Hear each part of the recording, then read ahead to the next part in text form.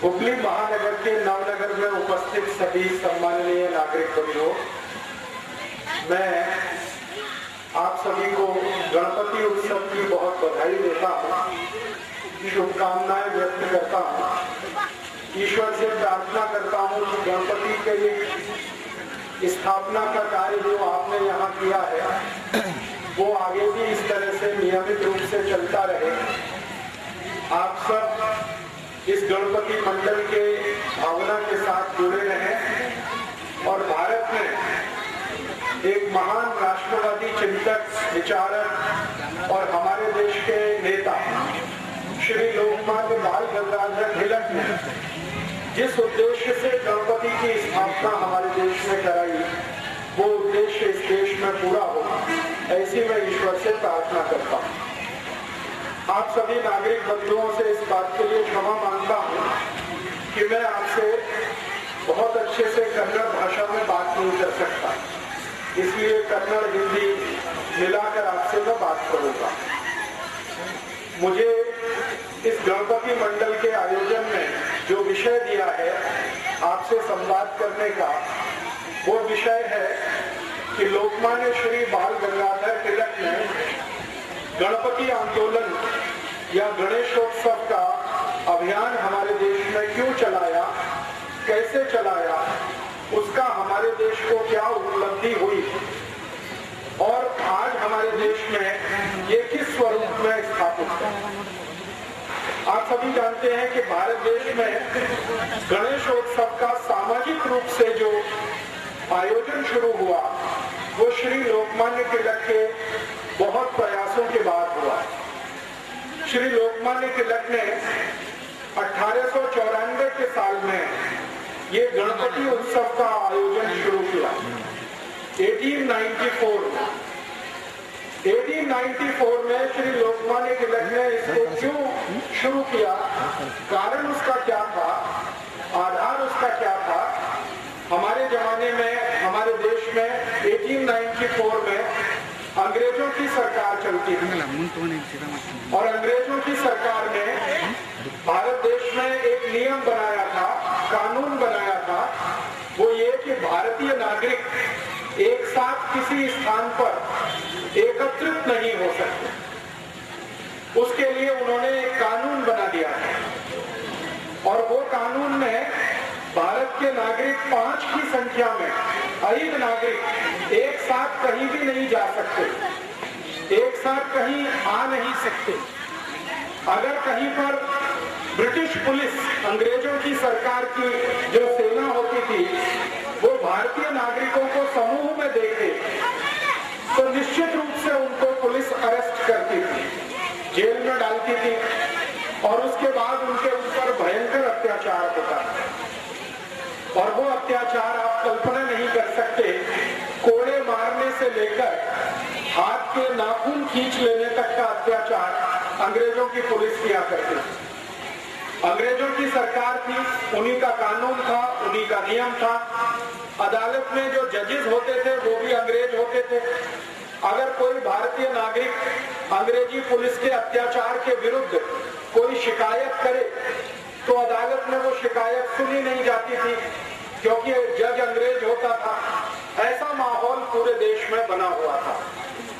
हमारे भारत देश में सन 1875 में 1875 में एक महान व्यक्ति हुए थे, श्री बंकिम चंद्र चट्टोपाध्याय जी।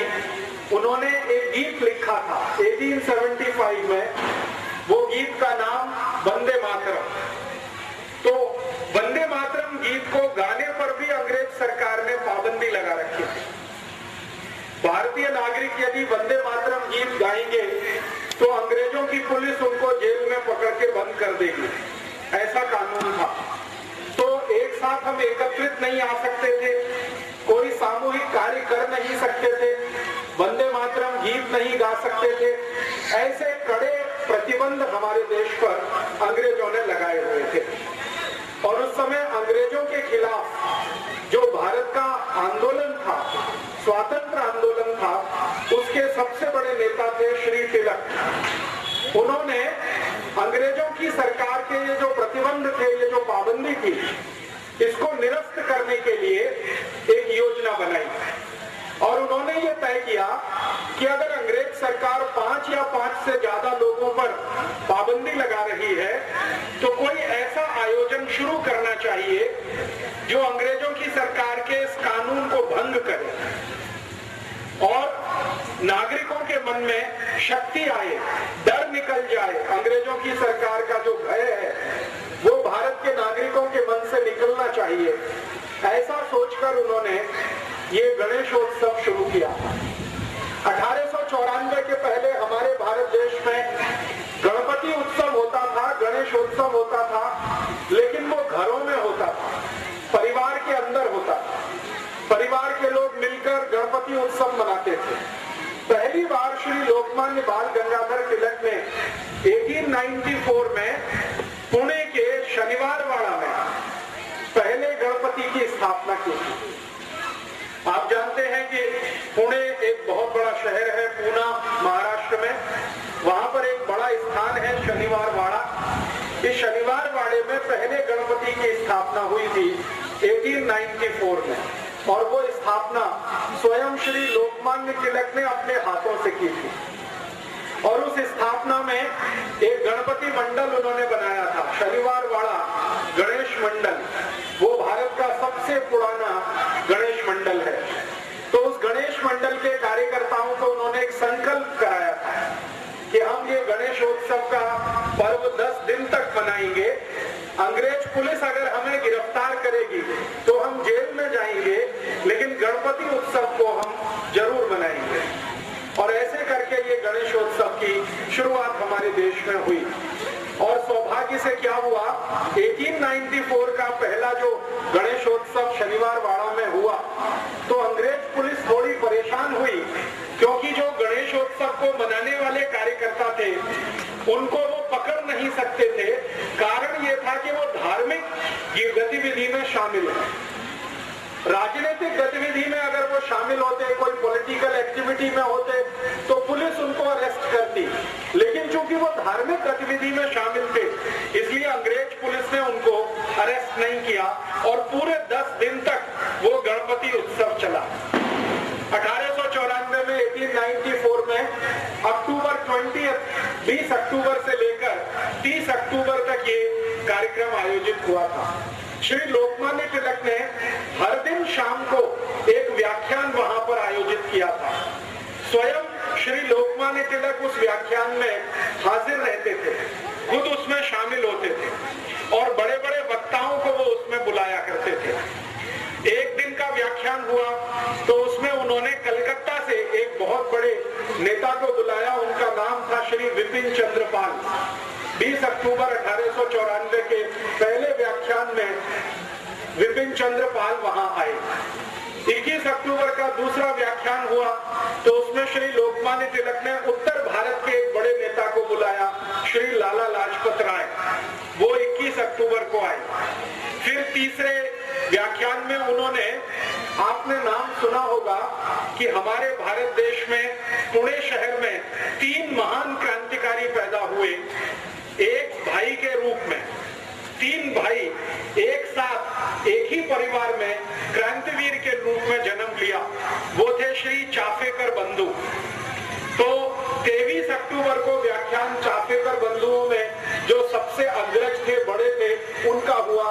फिर 24 अक्टूबर को चाफेकर बंधुओं में दूसरे नंबर के जो उनके भाई थे उनका हुआ। एक श्री बालकृष्ण चाफेकर, एक दया कृष्ण चाफेकर, ऐसे करके तीनों चाफेकर बंधुओं का व्याख्यान हुआ। फिर उसके बाद श्री लोकमान्य तिलक ने मुंबई से एक बड़े नेता को बुलाया, उनका नाम था फिरोज शाह मेहता। उनका एक व्याख्यान हुआ और इस तरह से 10 दिन लगातार व्याख्यान माला चली। गणपति उत्सव हुआ, व्याख्यान माला चली। जितने भी वक्ता वहां पर व्याख्यान देने के लिए आए पहले गणपति उत्सव में, सबका जोर ये था कि भगवान गणेश हमारे देश को आजादी दिलाए, भगवान गणेश हमारे भारत को स्वराज्य दिलवाए, हमारे भारत देश में अंग्रेजों की सरकार समाप्त हो। सभी व्याख्याताओं ने इस तरह के विषय लिए थे और जितने भी लोग सुनने के लिए आते थे उनमें उन्होंने देशभक्ति की भावना, राष्ट्रभक्ति की भावना पूरे व्याख्यानों के माध्यम से भरने का काम शुरू किया। परिणाम क्या हुआ, पुणे के लोगों में गणपति आयोजन के लिए उत्साह पैदा हुआ और 1894 में पहले गणपति की स्थापना पुणे में शनिवारवाड़ा में हुई। अगले वर्ष 1895 में पूरे पुणे में 11 गणपति मंडल बने एक ही वर्ष के बाद और 11 गणपति स्थापित हुए। उसके बाद 1896 में एक साथ 31 गणपति स्थापित हुए, 31। फिर उसके बाद 1897 में पता चला 100 से ऊपर गणपति हो गए। फिर इस तरह से ये संख्या बढ़ती गई और 1898 तक आते आते पुणे से बाहर मुंबई में, पुणे से थोड़ा आगे जाकर अहमदनगर में, फिर पुणे के थोड़ा सा और आगे जाकर नागपुर में, पूरे विदर्भ में ये फैलता ही गया गणपति उत्सव का। और पुणे के आजू बाजू के महाराष्ट्र के सारे बड़े शहरों में ये गणपति की स्थापना जैसे जैसे बढ़ती गई वैसे वैसे भारत देश के लोगों में चेतना भी बढ़ती गई। थोड़े दिन के बाद पता चला कि संपूर्ण महाराष्ट्र राज्य में गणपति आ गए और गणेशोत्सव बहुत जोर शोर से मनाना शुरू हुआ। 1894 के बाद 1904 में, माने सन 1904 में पहली बार लोकमान्य तिलक ने भारतवासियों को ये अपील किया कि हम गणेशोत्सव का जो आयोजन करते हैं इसका मुख्य जो उद्देश्य है वो भारत का स्वराज्य प्राप्ति करना है, आजादी प्राप्त करना है। बिना आजादी के गणेशोत्सव का कोई अर्थ नहीं है।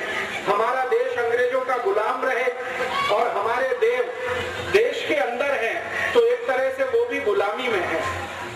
पहली बार लोगों ने श्री लोकमान्य तिलक के इस उद्देश्य को और इस स्वप्न को बहुत गंभीरता से समझा।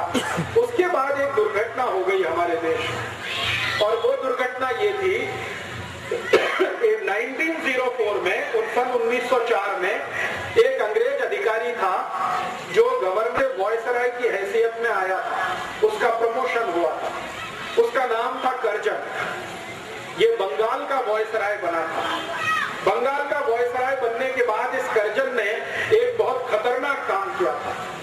उसने क्या किया था, बंगाल राज्य को 2 भागों में बांट दिया था, 2 हिस्से कर दिए बंगाल के और उसके लिए एक कायदा बनाया, कानून बनाया और उसका नाम दिया उसने division of Bengal act, Bengal को बांटने का कानून। कर्जन नाम के इस अंग्रेज अधिकारी ने किया।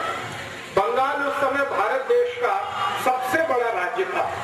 आज हमारे भारत देश में कर्नाटक, तमिलनाडु, केरल जैसे 35 राज्य हैं, भूमध्ययुक्त राज्य हैं। आज से लगभग 150 वर्ष पहले, 160 वर्ष पहले भारत देश में सिर्फ 4 राज्य थे, 4 स्टेट्स थे। एक बंगाल था, दूसरा मद्रास राज्य था, उसको अंग्रेजी में प्रेसिडेंसी कहा जाता था, बंगाल प्रेसिडेंसी, मद्रास प्रेसिडेंसी, और एक तीसरा था मुंबई प्रेसिडेंसी, और चौथा भारत का बचा हुआ हिस्सा जिसको नॉर्थ वेस्ट फ्रंटियर के नाम से जाना जाता है, पूरा उत्तर भारत। बंगाल प्रेसिडेंसी का उस समय में क्या मतलब था, सरल माहिती देता हूं। बंगाल का उस समय 1904 में, सन 1904 में एक ही अर्थ था, पूरा बिहार राज्य, पूरा आसाम, पूरा का पूरा बंगाल, जिसमें बांग्लादेश भी शामिल था। उस समय तक बांग्लादेश अलग नहीं हुआ था, तो पूरा बंगाल, बांग्लादेश को मिलाकर पूरा आसाम, उड़ीसा का 3/4 भाग, और उसके बाद आसाम के ऊपर के भारत के जो छोटे राज्य हैं, अरुणाचल प्रदेश है, सिक्किम है, नागालैंड है, मिजोरम है, मणिपुर है, ये जो छोटे 7 राज्य, ये पूरा मिलाकर बंगाल राज्य था। अंग्रेजों ने उस समय इसको 2 हिस्सों में बांटा, east Bengal and west Bengal, पूर्वी बंगाल, पश्चिमी बंगाल। उस समय बंगाल का जो टोटल पॉपुलेशन था, कुल लोक संख्या, कुल जनसंख्या, वो करीब 7 कोटि था। 7 कोटि नागरिक बंगाल में रहते थे, 7 करोड़। अब ये बंगाल का जो बंटवारा हुआ, इसमें क्या हुआ, जो वेस्ट बंगाल था वो हिंदुओं के लिए, और वेस्ट बंगाल हिंदुओं के लिए और ईस्ट बंगाल मुसलमानों के लिए। ईस्ट बंगाल में कुल पॉपुलेशन 3 करोड़ 80 लाख के आसपास था, 3 कोटि 80 लाख नागरिक ईस्ट बंगाल में, और बाकी जो 4 करोड़ 20 लाख नागरिक थे वो वेस्ट बंगाल में। तो हिंदू और मुसलमान संप्रदाय के आधार पर पहली बार अंग्रेजों ने भारत में बंटवारा किया, और ये बंटवारा जब हुआ तो सारे भारत देश में इसका विरोध हुआ। और विरोध क्यों हुआ? संप्रदाय के आधार पर आप देश का अगर बंटवारा करते हैं, किसी राज्य का बंटवारा करते हैं, तो भयंकर मारामारी होने वाली है।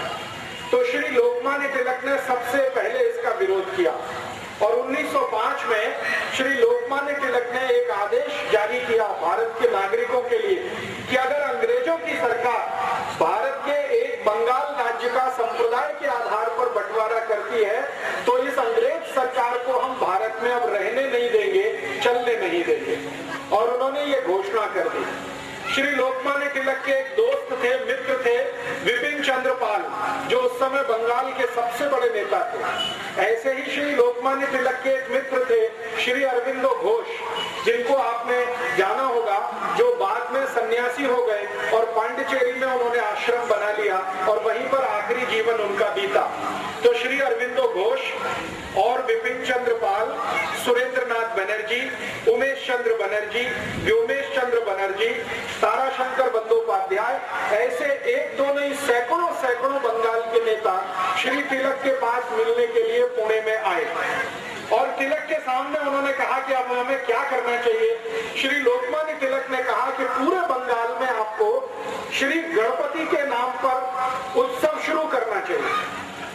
तो जो नेता आए थे उन्होंने कहा कि हमारे राज्य में, बंगाल में गणपति उत्सव तो कोई मनाता नहीं है और गणेश जी को बंगाल में कोई ज्यादा प्रभाव भी नहीं है।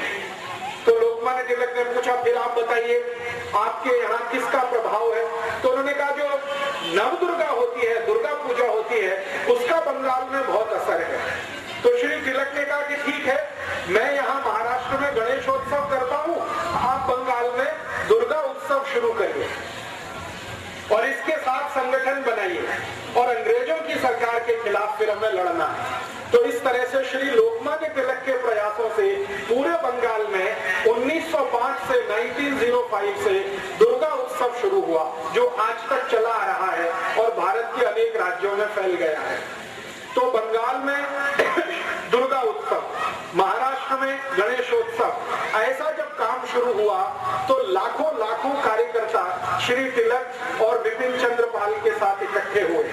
फिर इन कार्यकर्ताओं को लोकमान्य तिलक ने एक संदेश दिया कि गांव-गांव जाना, गली-गली जाना और अंग्रेजों की सरकार ने बंगाल का जो बंटवारा किया है हिंदू मुसलमान के आधार पर, इसका विरोध करना है।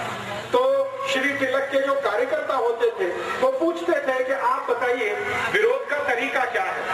तो श्री तिलक ने उन सबको बोल रखा था कि देखो, अंग्रेजों की सरकार भारत में तभी तक चलेगी जब तक अंग्रेजों का माल भारत में बिकेगा।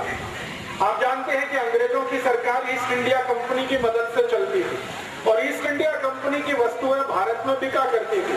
तो श्री तिलक ने कहा कि ईस्ट इंडिया कंपनी की वस्तु जब तक भारत में बिकेगी अंग्रेजों को मुनाफा मिलेगा और जब तक उनको लाभ होगा तब तक वो भारत में सरकार चलाएंगे।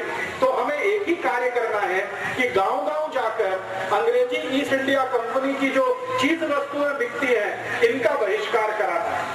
और ऐसे करके 1905 में 1905 में स्वदेशी आंदोलन शुरू हुआ और वो बंगाल का जो विभाजन हुआ था उसके विरोध में शुरू हुआ। श्री तिलक ने पूरे बंगाल का प्रवास किया, छोटे छोटे गांवों में जाकर उन्होंने व्याख्यान दिए। तिलक के साथ अरविंदो घोष गांव-गांव गए। अरविंदो घोष के साथ ताराशंकर बंदोपाध्याय, बहुत बड़े साहित्यकार थे, वो गांव-गांव गए। श्री बंकिम चंद्र चट्टोपाध्याय जिन्होंने वंदे मातरम गीत लिखा, वो श्री लोकमान्य तिलक के साथ गांव-गांव गए और इस तरह से बहुत बड़े नेताओं की टीम तैयार हुई। उन्होंने पूरे बंगाल में स्वदेशी की लहर पैदा कर दी। परिणाम क्या हुआ कि ये स्वदेशी आंदोलन 1905 में 1905 में जो शुरू हुआ, 2 वर्ष के बाद इसका इतना असर था कि बंगाल में अंग्रेजी ईस्ट इंडिया कंपनी का सामान बिकना बंद हो गया, उनका कापड़ बिकना बंद हो गया। ईस्ट इंडिया कंपनी की उस समय भारत में शक्कर बिकती थी, शुगर, क्योंकि शुगर भारत में बनती नहीं थी, वो इंग्लैंड से आती थी, तो शुगर बिकना बंद हो गया।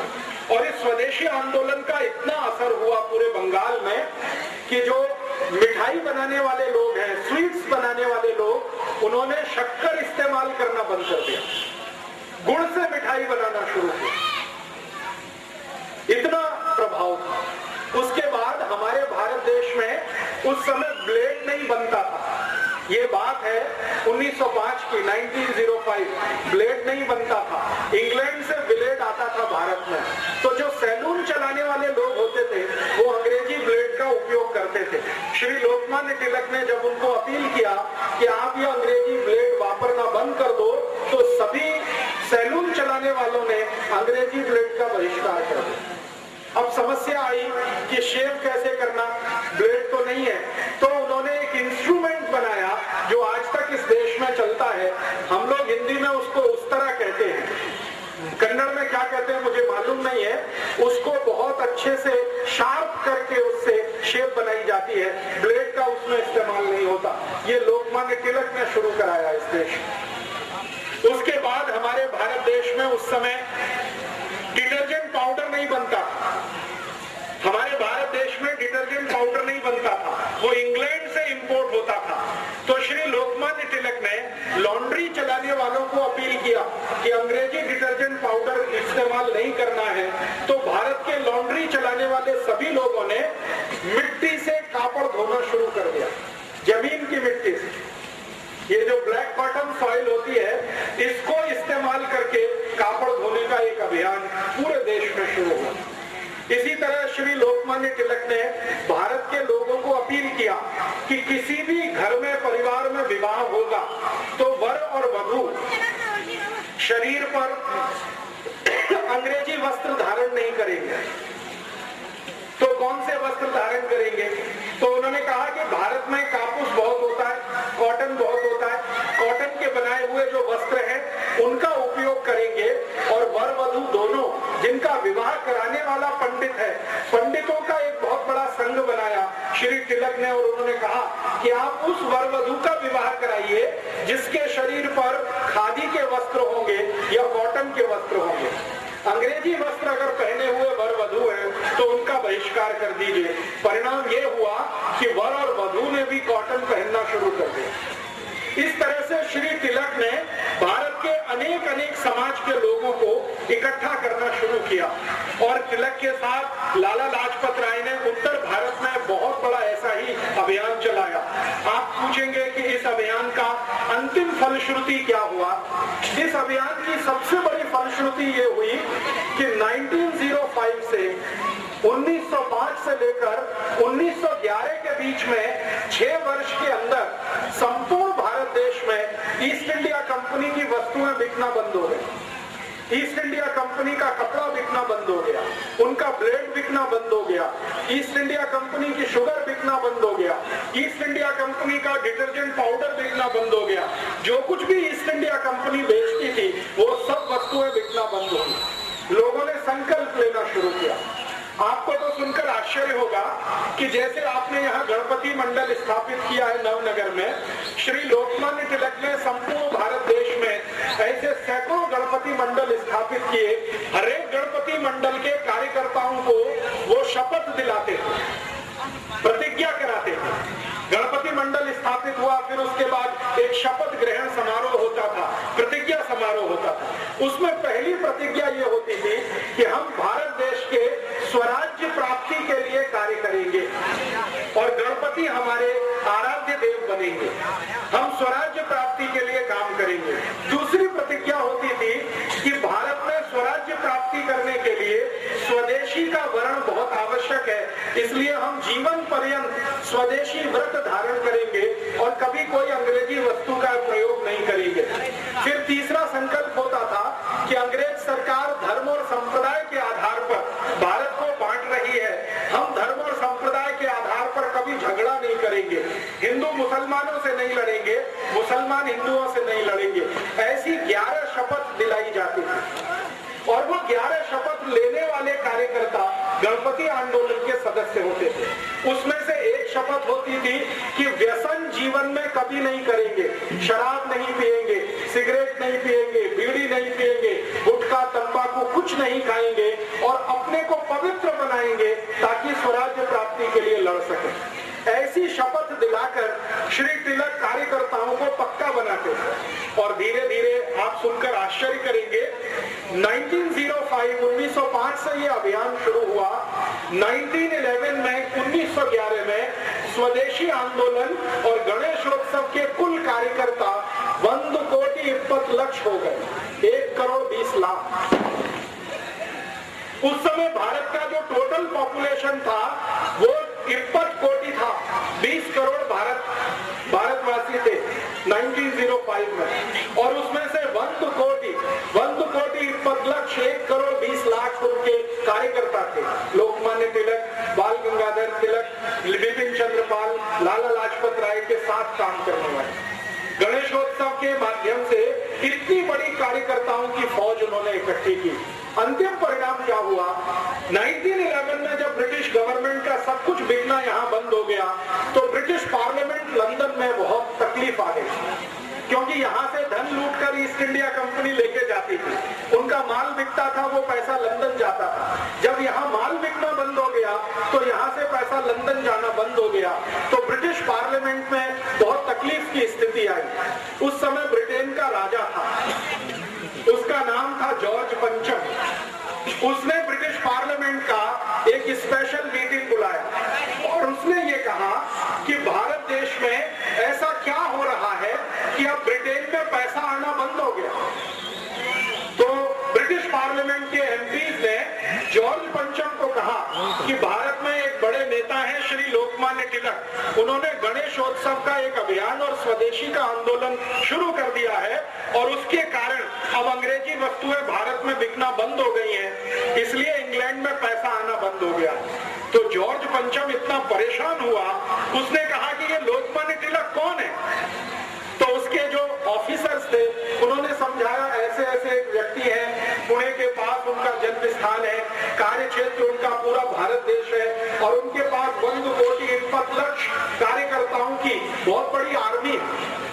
तो जॉर्ज पंचम ने पूछा कि ब्रिटेन की आर्मी भारत में कितनी है? तो जॉर्ज पंचम को उत्तर मिला कि जो ब्रिटिश आर्मी भारत में है वो मैक्सिमम 3,50,000 है, 3.5 लाख की आर्मी है। और उन्होंने कहा कि लोकमान्य तिलक की आर्मी कितनी बड़ी है? तो उन्होंने कहा कि 1,20,20,00,000 की आर्मी है। तो फिर जॉर्ज पंचम ने कहा कि उसका commander in chief Lokmanya Tilak 1,20,00,000 की आर्मी है, कितनी बड़ी आर्मी है, मैं उसको देखना चाहता हूँ। तो ब्रिटिश पार्लियामेंट ने कहा कि वो आर्मी अगर देखनी है तो आपको भारत जाना पड़ेगा। तो उसने कहा ठीक है, मेरी भारत यात्रा का कार्यक्रम बनाओ। तो दिसंबर में 10 तारीख को जॉर्ज पंचम भारत आया। दिसंबर 10, 1911 10 दिसंबर को जॉर्ज पंचम भारत आ गया, ये देखने के लिए कि स्वदेशी आंदोलन की, गणपति आंदोलन की आर्मी कितनी बड़ी है। उस जमाने में आप जानते हैं कि हवाई जहाज नहीं चलते थे, पानी के जहाज से यात्रा होती थी, शिप का आना जाना होता था। तो लंदन जाने के लिए भारत देश में 2 ही स्थान थे और लंदन से आने के लिए भी 2 ही स्थान थे। एक था वो कलकत्ता और दूसरा था सूरत। सूरत में बहुत बड़ा पानी के जहाज का पत्तन था और कलकत्ता में बहुत बड़ा था। तो कलकत्ता एक, सूरत दूसरा। तो जॉर्ज पंचम को पूछा गया आप कहाँ उतरेंगे? तो उन्होंने कहा कलकत्ता उतरूंगा। क्यों? क्योंकि लोकमान्य तिलक के सहयोगी और उनके कार्यकर्ता सबसे ज्यादा बंगाल में काम कर रहे हैं, तो मुझे देखना है वो। तो कलकत्ता उतरा लोकमान्य तिलक, जॉर्ज पंचम कलकत्ता आया। 11 दिसंबर को कलकत्ता में बहुत सारे लोगों ने उसको रिसीव किया। जिन लोगों ने जॉर्ज पंचम को भारत में पहली यात्रा पर रिसीव किया, माने उसको आदर पूर्वक इस देश में स्वागत किया, उनमें से सबसे आगे थे श्री रविंद्रनाथ टैगोर, राजा राममोहन रॉय और एक थे उमेश चंद्र बनर्जी और एक पुराने कांग्रेस के नेता जो माने जाते हैं, कांग्रेस की स्थापना हो चुकी थी 1885 में, तो एक थे एक्टोवियो ह्यूम, जो कांग्रेस के संस्थापक अध्यक्ष माने जाते हैं, इन सब लोगों ने राजा को आवकार किया, उसका स्वागत किया। राजा माने जॉर्ज पंचम। और श्री लोकमान्य तिलक, विपिन चंद्र पाल और व्योमेश चंद्र बनर्जी, सुरेंद्रनाथ बनर्जी, ये जो सारे नेता थे जिनको हमारे इतिहास में गरम दल का नेता माना जाता है, इन्होंने जॉर्ज पंचम का बहिष्कार किया। उन्होंने कहा हम जॉर्ज पंचम का बहिष्कार करते हैं, हम उसके स्वागत समारोह में नहीं जाएंगे। लेकिन कांग्रेस के अंदर नरम दल के कुछ नेता हुआ करते थे, उनमें से मैंने कुछ नाम आपको बताए। उन्होंने कहा कि हम जॉर्ज पंचम का जरूर स्वागत करेंगे। तो स्वागत समारोह हुआ कलकत्ता में, और स्वागत समारोह में पहली बार जॉर्ज पंचम को स्वागत करते हुए एक गीत गाया गया जिसका नाम है जनगण मन अधिनायक जय हे भारत भाग्य विधाता। भारत भाग्य विधाता, इन शब्दों पे ध्यान दीजिए। भारत भाग्य विधाता माने भारत के भाग्य को निर्धारित करने वाला कौन? जॉर्ज पंचम। जॉर्ज पंचम को मंच पर बिठाया गया और ये गीत गाना शुरू किया, और जिसने ये गीत गाया दुर्भाग्य से उनका नाम वही श्री रविंद्रनाथ टैगोर। उन्होंने ही ये गीत लिखा और उन्होंने ही ये गीत गाया। अब ये जो गीत है इसमें ज्यादा शब्द बांग्ला के हैं और कुछ संस्कृत के शब्द हैं। इस पर जरा ध्यान दें। जनगण मन, जन गण मन, गण संस्कृत का शब्द है, जन संस्कृत का शब्द है, मन संस्कृत और बांग्ला दोनों में है। तो इसका अर्थ है भारत की जनता की तरफ से, गण माने छोटे छोटे राजा और उनके प्रतिनिधि, हम सब भारत की जनता की तरफ से, छोटे छोटे राजाओं की तरफ से जनगण मन अधिनायक जय, अधिनायक माने सुपर हीरो, माने जॉर्ज पंचम आपकी जय करने के लिए यहाँ आए हैं। जनगण मन अधिनायक जय, भारत भाग्य विधाता। भारत के आप भाग्य विधाता है, आपको भारत का भाग्य तय करना है क्योंकि आपके हाथ में सब कुछ है। फिर पंजाब, सिंध, गुजरात, मराठा, द्राविड़, उत्कल, बंग, ये भारत के अलग अलग हिस्से हैं जिनका नाम उन्होंने लिया। पंजाब, सिंध, गुजरात, मराठा, द्राविड़, उत्कल, बंग, विंध्य, हिमाचल, यमुना, गंगा, उच्छल जलधि तरंग, तब शुभ नामे जागे। भारत के ये सभी हिस्सों की, रीजन की तरफ से हम भगवान से प्रार्थना कर रहे हैं, तब शुभ नामे जागे, आपका नाम पूरे विश्व में हो, तब शुभ आशीष मांगे। हम भगवान से आपके लिए दुआएं कर रहे हैं, आशीष मांग रहे हैं। गाए तब जय गाथा, हम आपकी जय जयकार करते ही रहेंगे। जनगण मंगलदायक जय, भारत भाग्य विधाता। ये गीत गाया गया, और ये गीत गाया गया 24 दिसंबर 1911 को कलकत्ता में जॉर्ज पंचम का स्वागत समारोह करते हुए। अब समस्या क्या खड़ी हो गई कि जॉर्ज पंचम को ना संस्कृत समझती थी ना बांग्ला, ना उसको हिंदी आती थी। वो सुन तो लिया, उसने अपने पड़ोस में बैठे अंग्रेजों से पूछा ये क्या गाना गाया, तो अंग्रेजों ने उसका इंग्लिश ट्रांसलेशन करके उसको समझाया। जैसे ही उसको पता चला कि ये गाना जॉर्ज पंचम के सम्मान में गाया गया है और उसको भारत का भाग्य विधाता बताया गया है, वो इतना प्रसन्न हुआ, इतना खुश हुआ कि उसने लोकमान्य रविंद्रनाथ टैगोर को बुलाया और उनके पीठ पर ऐसे थपथपाया, बहुत अच्छा आपने गीत लिखा है। और अंग्रेजी में उसने कहा कि मेरी इतनी प्रशंसा तो मेरे देश में कोई नहीं करता है। इससे भी ज्यादा उसने एक मजाक की बात कही जो हमारे लिए बहुत शर्मनाक है। उसने कहा कि मेरी बीवी ने मेरी आज तक इतनी प्रशंसा नहीं की है, आपने तो उससे भी ज्यादा की। रविंद्रनाथ टैगोर गदगद हो गए। रविंद्रनाथ टैगोर गदगद हो गए तो ये जो पंचम था, जॉर्ज पंचम, इसने अपनी डायरी में उनका नाम, पता, सब कुछ नोट किया।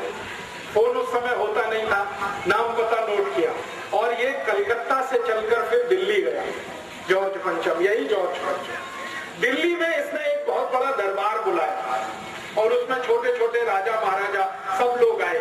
लेकिन दिल्ली में जो क्रांतिकारी थे, गरम दल वाले, लाला लाजपत राय वाले, वो नहीं गए, उन्होंने वहां भी बहिष्कार किया। तो दिल्ली में उस समय जो गवर्नर की हैसियत से एक अधिकारी होता था, उसको जॉर्ज पंचम ने पूछा कि भारत में मुझे वो आर्मी देखनी है लोकमान्य तिलक की। मैंने सुना है 1 करोड़ 20 लाख 1 करोड़ 20 लाख उसमें सोल्जर है, मुझे देखना है वो आर्मी कैसे काम करती है।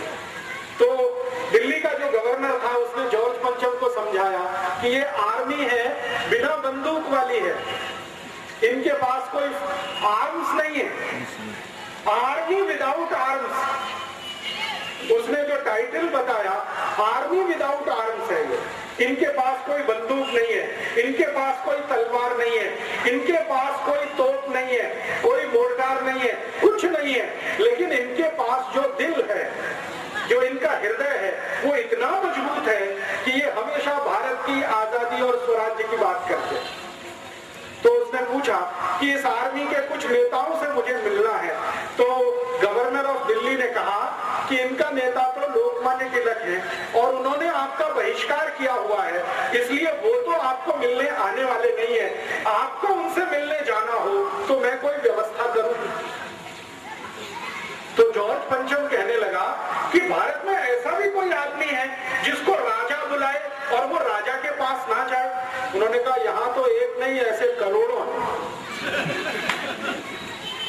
आपको वो मानते ही नहीं कि आप राजा, वो कहते हैं आप इंग्लैंड के राजा होंगे, भारत का राजा तो एक ही है, वो हमारा गणपति बप्पा। लोकमान्य तिलक ने सब कार्यकर्ताओं को समझा रखा था कि राजा अपना एक ही है, वो है गणपति बप्पा। इसी के सामने झुकना, इसी को वंदन करना, इसी से आशीष मांगना और इसी से दुआ मांगना, बाकी हमारा कोई राजा नहीं, हमारा राजा गणपति है। तो जब गवर्नर ने यह सुना दिया कि वो तो आएंगे नहीं, उन्होंने बहिष्कार किया, वैसे करोड़ों है, अब आप जाना चाहो तो मैं व्यवस्था करता हूँ, पुणे जाना पड़ेगा आपको मिलने के लिए। तो पुणे के डिस्ट्रिक्ट मजिस्ट्रेट, जिला कलेक्टर को टेलीग्राम किया गया। पुणे का जिला कलेक्टर परेशान हो गया, वो टेलीग्राम लेके श्री लोकमान्य तिलक के घर गया।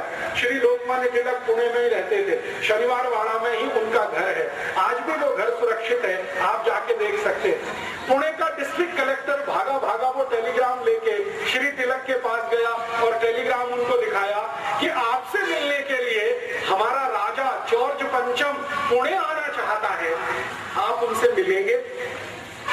तो श्री लोकमान्य तिलक ने कहा मुझे राजा से मिलने की कोई गरज नहीं है, वो आपका राजा है, मेरा नहीं है, आप उसके नौकर हैं, आपको वो पगार देता, मुझे पगार नहीं देता, मुझे उससे मिलने की गरज नहीं है। तो कलेक्टर ने समझाया नहीं, वो आपको मिलने यहाँ आना चाहते हैं पुणे में। तो तिलक ने कहा कि फिर ठीक है, आप उनको यहाँ आने दो, मैं मेरे गांव चला जाता हूँ रत्नागिरी।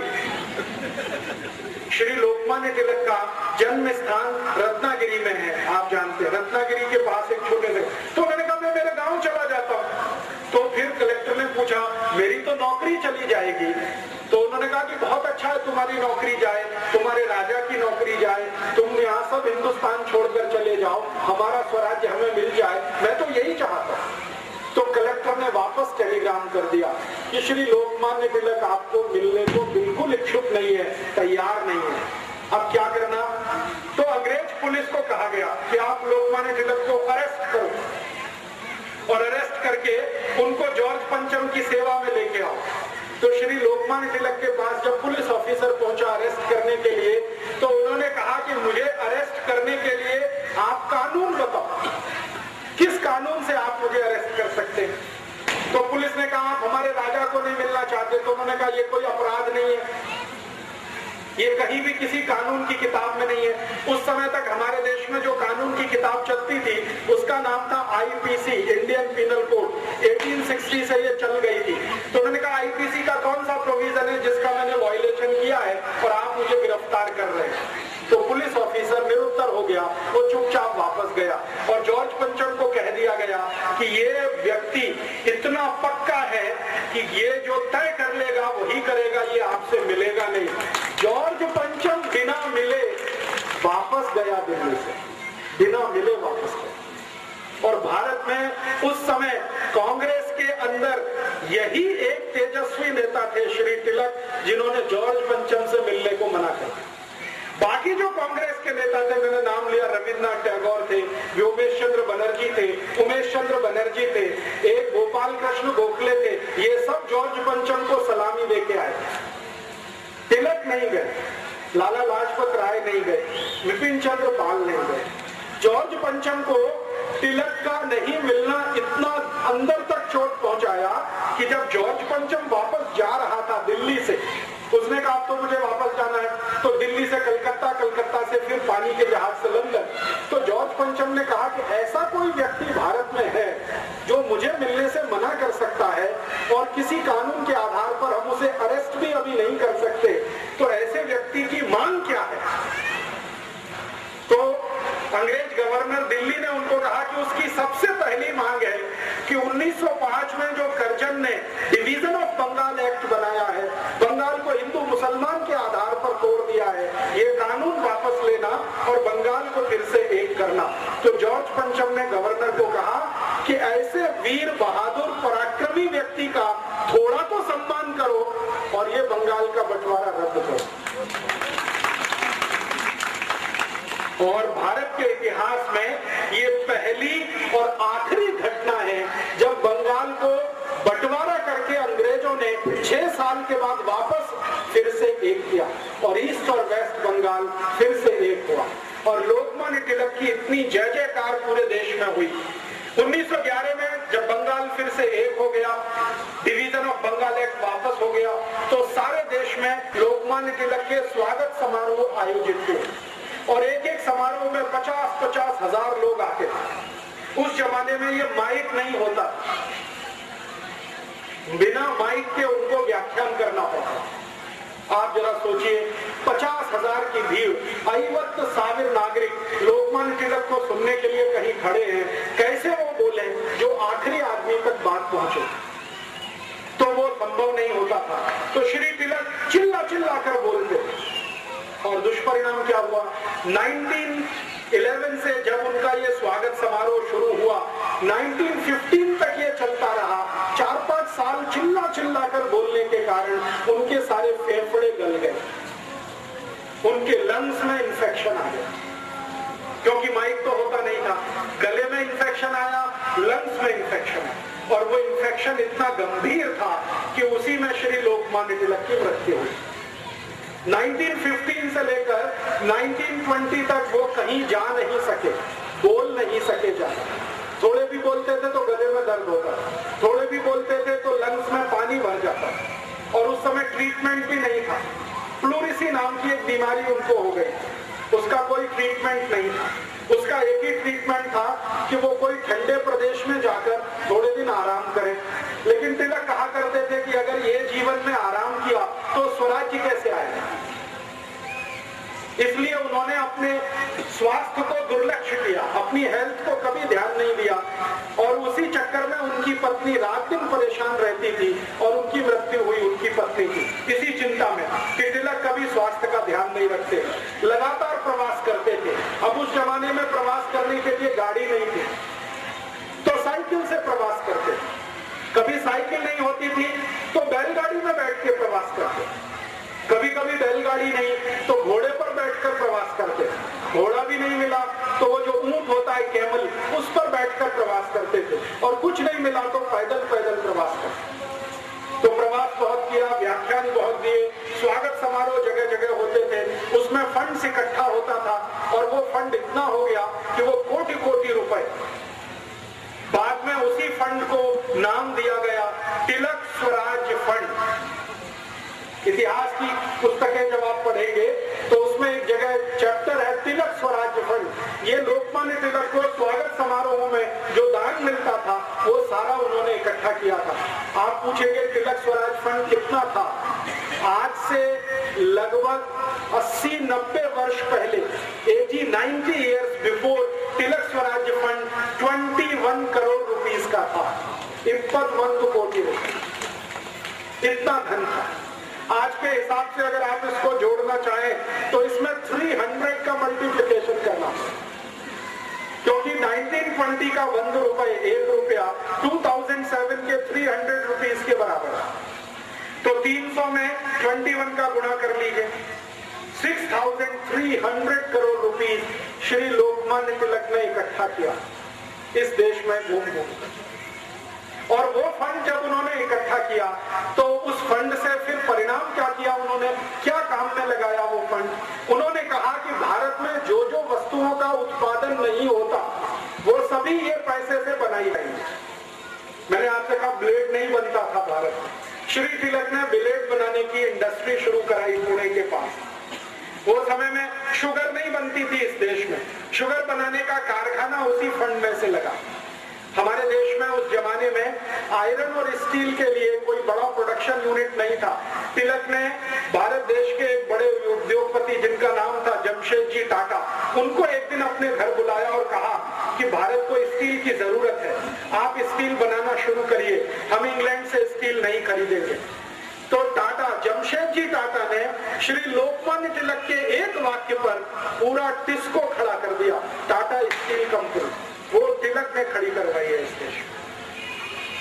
बजाज ग्रुप को एक दिन तिलक ने बुलाया, जमनालाल बजाज को, और कहा कि हम इंग्लैंड से कापड़ आयात करते हैं, भारत में कपड़ा बनना चाहिए।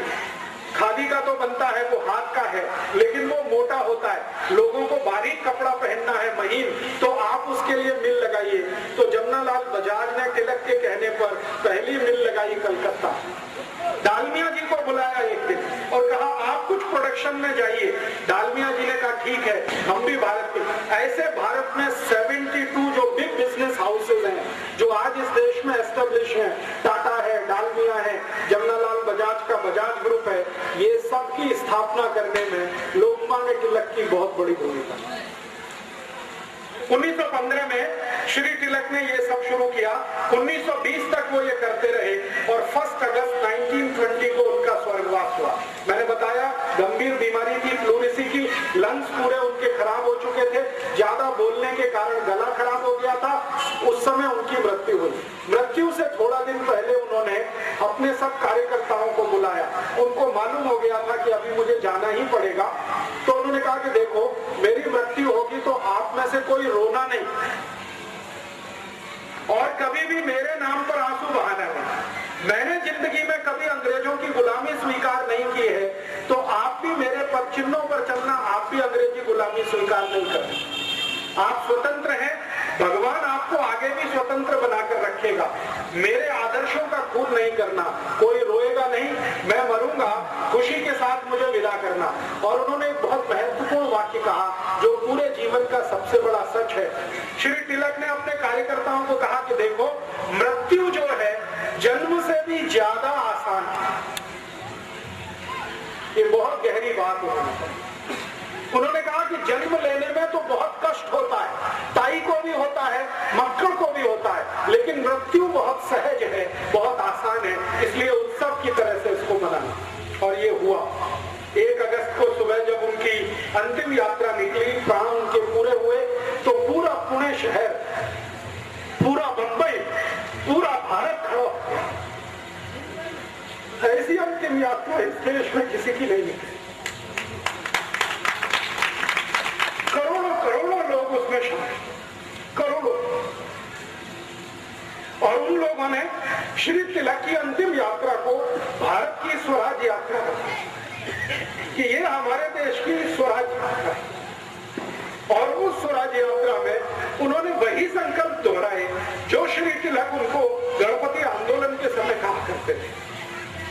ऐसे एक महान व्यक्ति ने इस देश में गणपति की स्थापना कराई, ऐसे एक महान व्यक्ति ने इस देश में स्वराज्य की नींव स्थापित कराई। आप बहुत भाग्यशाली हैं कि मैंने आपके मंडल में आकर श्री तिलक का फोटो देखा। मुझे बहुत दुख होता है जब मैं गणपति मंडलों में जाता हूँ, गणपति की मूर्ति तो होती है, तिलक की मूर्ति गायब है। और उससे भी ज्यादा दुख मुझे इस बात का होता है कि गणपति मंडल वाले गणपति की स्थापना करते हैं और उसमें ऐसे गंदे गंदे घटिया घटिया गाने बजाते हैं जिनको श्री तिलक ने कभी सुना नहीं, सोचा भी नहीं। हमें शर्म है कि हम लोकमान्य तिलक के उन सभी आदर्शों को पूरा नहीं कर पाए जो गणपति आंदोलन के माध्यम से उन्होंने भारत को समझाए थे। उनका एक बहुत महत्वपूर्ण वक्तव्य था जो उन्होंने अपनी मृत्यु से थोड़े दिन पहले दिया था। जब बंगाल का बंटवारा समाप्त हो गया तो तिलक ने भारत के बहुत सारे कार्यकर्ताओं का एक सम्मेलन बुलाया था और उसमें उन्होंने बहुत सारे प्रश्नों के उत्तर दिए थे। तो एक कार्यकर्ता ने उनसे प्रश्न पूछा कि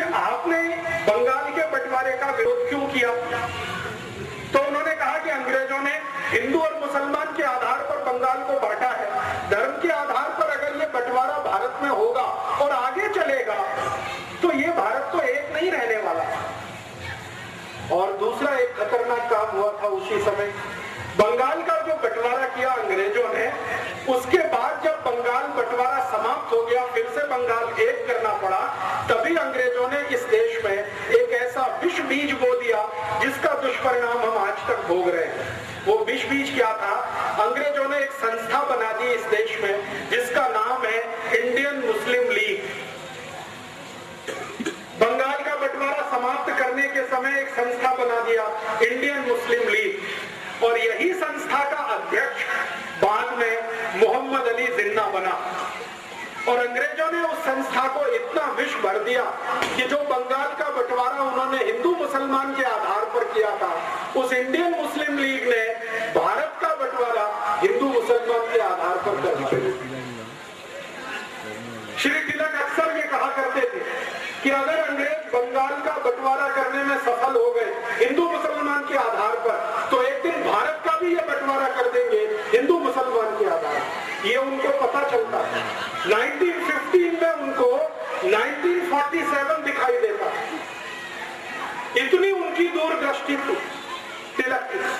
वो ये कहा करते थे कि अगर अंग्रेजों ने ये सफलतापूर्वक चला दिया तो भारत को एक रखना मुश्किल हो जाएगा, ये देश के टुकड़े टुकड़े अंग्रेज कर देंगे हिंदू मुसलमान के आधार। इसलिए उन्होंने बंगाल बंटवारे का विरोध किया। लेकिन श्री तिलक की मृत्यु के बाद इस देश में ऐसा दुष्चक्र चला कि गरम दल के जितने भी बड़े नेता थे, तिलक तो उनके सबसे बड़े लीडर थे, श्री लाला लाजपत राय, वो लाठी कांड में मारे गए। आप जानते हैं 1927 में साइमन कमीशन का विरोध करते हैं। भगत सिंह को 1931 में फांसी हो गई। मदन लाल ढींगरा को 1909 में फांसी हो गई। अरविंदो घोष जो सबसे बड़े नेता हो सकते थे लोकमान्य तिलक के बाद, क्योंकि लोग उनको बहुत मानते थे, वो संन्यास लेकर पांडिचेरी में चले गए। उन्होंने कहा कि अब मैं संन्यास में रहूंगा और साधु का काम करूंगा।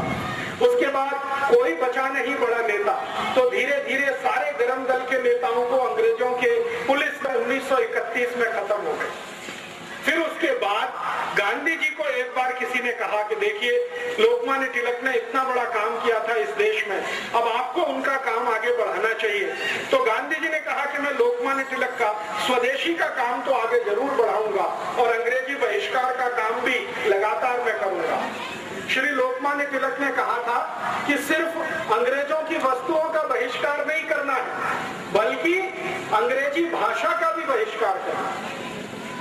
और उन्होंने अंग्रेजी भाषा के जो स्कूल भारत में चलते थे उनके पैरेलल, उनके मुकाबले मराठी भाषा के स्कूल शुरू किए। आपको मालूम है पुणे में एक एजुकेशन सोसाइटी बनी, डेक्कन एजुकेशन सोसाइटी, उसके संस्थापक अध्यक्ष लोकमान्य तिलक थे। और डेक्कन एजुकेशन सोसाइटी को यह काम दिया गया कि ज्यादा से ज्यादा स्थानों पर मराठी भाषी स्कूल होने चाहिए। कर्नाटक में उनका अभियान आया कि कन्नड़ भाषी स्कूल होने चाहिए। उत्तर भारत में अभियान था हिंदी भाषी स्कूल होने चाहिए। तो भाषा के स्तर पर स्वदेशी, भूषा के स्तर पर स्वदेशी, भोजन के स्तर पर स्वदेशी, वस्तुओं के स्तर पर स्वदेशी, ऐसी पूरी तिलक की कल्पना थी। हर स्तर पर स्वदेशी होना ही चाहिए इस देश। और तिलक इतने स्वदेशी के आग्रही थे कि कभी उन्होंने अपने वस्त्रों से समझौता नहीं किया। लंदन भी वो कई बार गए थे उपन्यास देने के लिए, लेकिन लंदन भी वो उसी पोशाक में जाते थे जिस पोशाक में आप उनको अंदर देखते। सिर पर वही पगड़ी, एक उनका झब्बा और धोती, लंदन भी उसी पोशाक में। आप जानते हैं कि लंदन में ठंडी बहुत होती है। दिसंबर, जनवरी, फरवरी -20 डिग्री सेंटीग्रेड टेम्परेचर होता है, फिर भी लोकमान्य तिलक धोती और अपना ये अंग वस्त्र में कुर्ता और ये सिर पे टोपी, इसके अलावा कुछ नहीं। बहुत अधिक हुआ तो कंबल लपेटते। तो लंदन में जो भारतवासी रहते थे उनमें से कई लोग उनको कहते थे कि आपको ठंडी नहीं लगती, तो उनका एक ही जवाब होता था कि मेरे शरीर में स्वराज्य की इतनी अग्नि जल रही है कि ठंडी कैसे लगेगी। और जब भी लोकमान्य तिलक को टोकने वाला कोई होता था लंदन में, तो उनमें से सबसे पहले व्यक्ति होते थे श्री विनायक दामोदर सावरकर। विनायक दामोदर सावरकर उस समय लंदन में ही थे और एक बहुत बड़ा इंडिया हाउस बनाया था।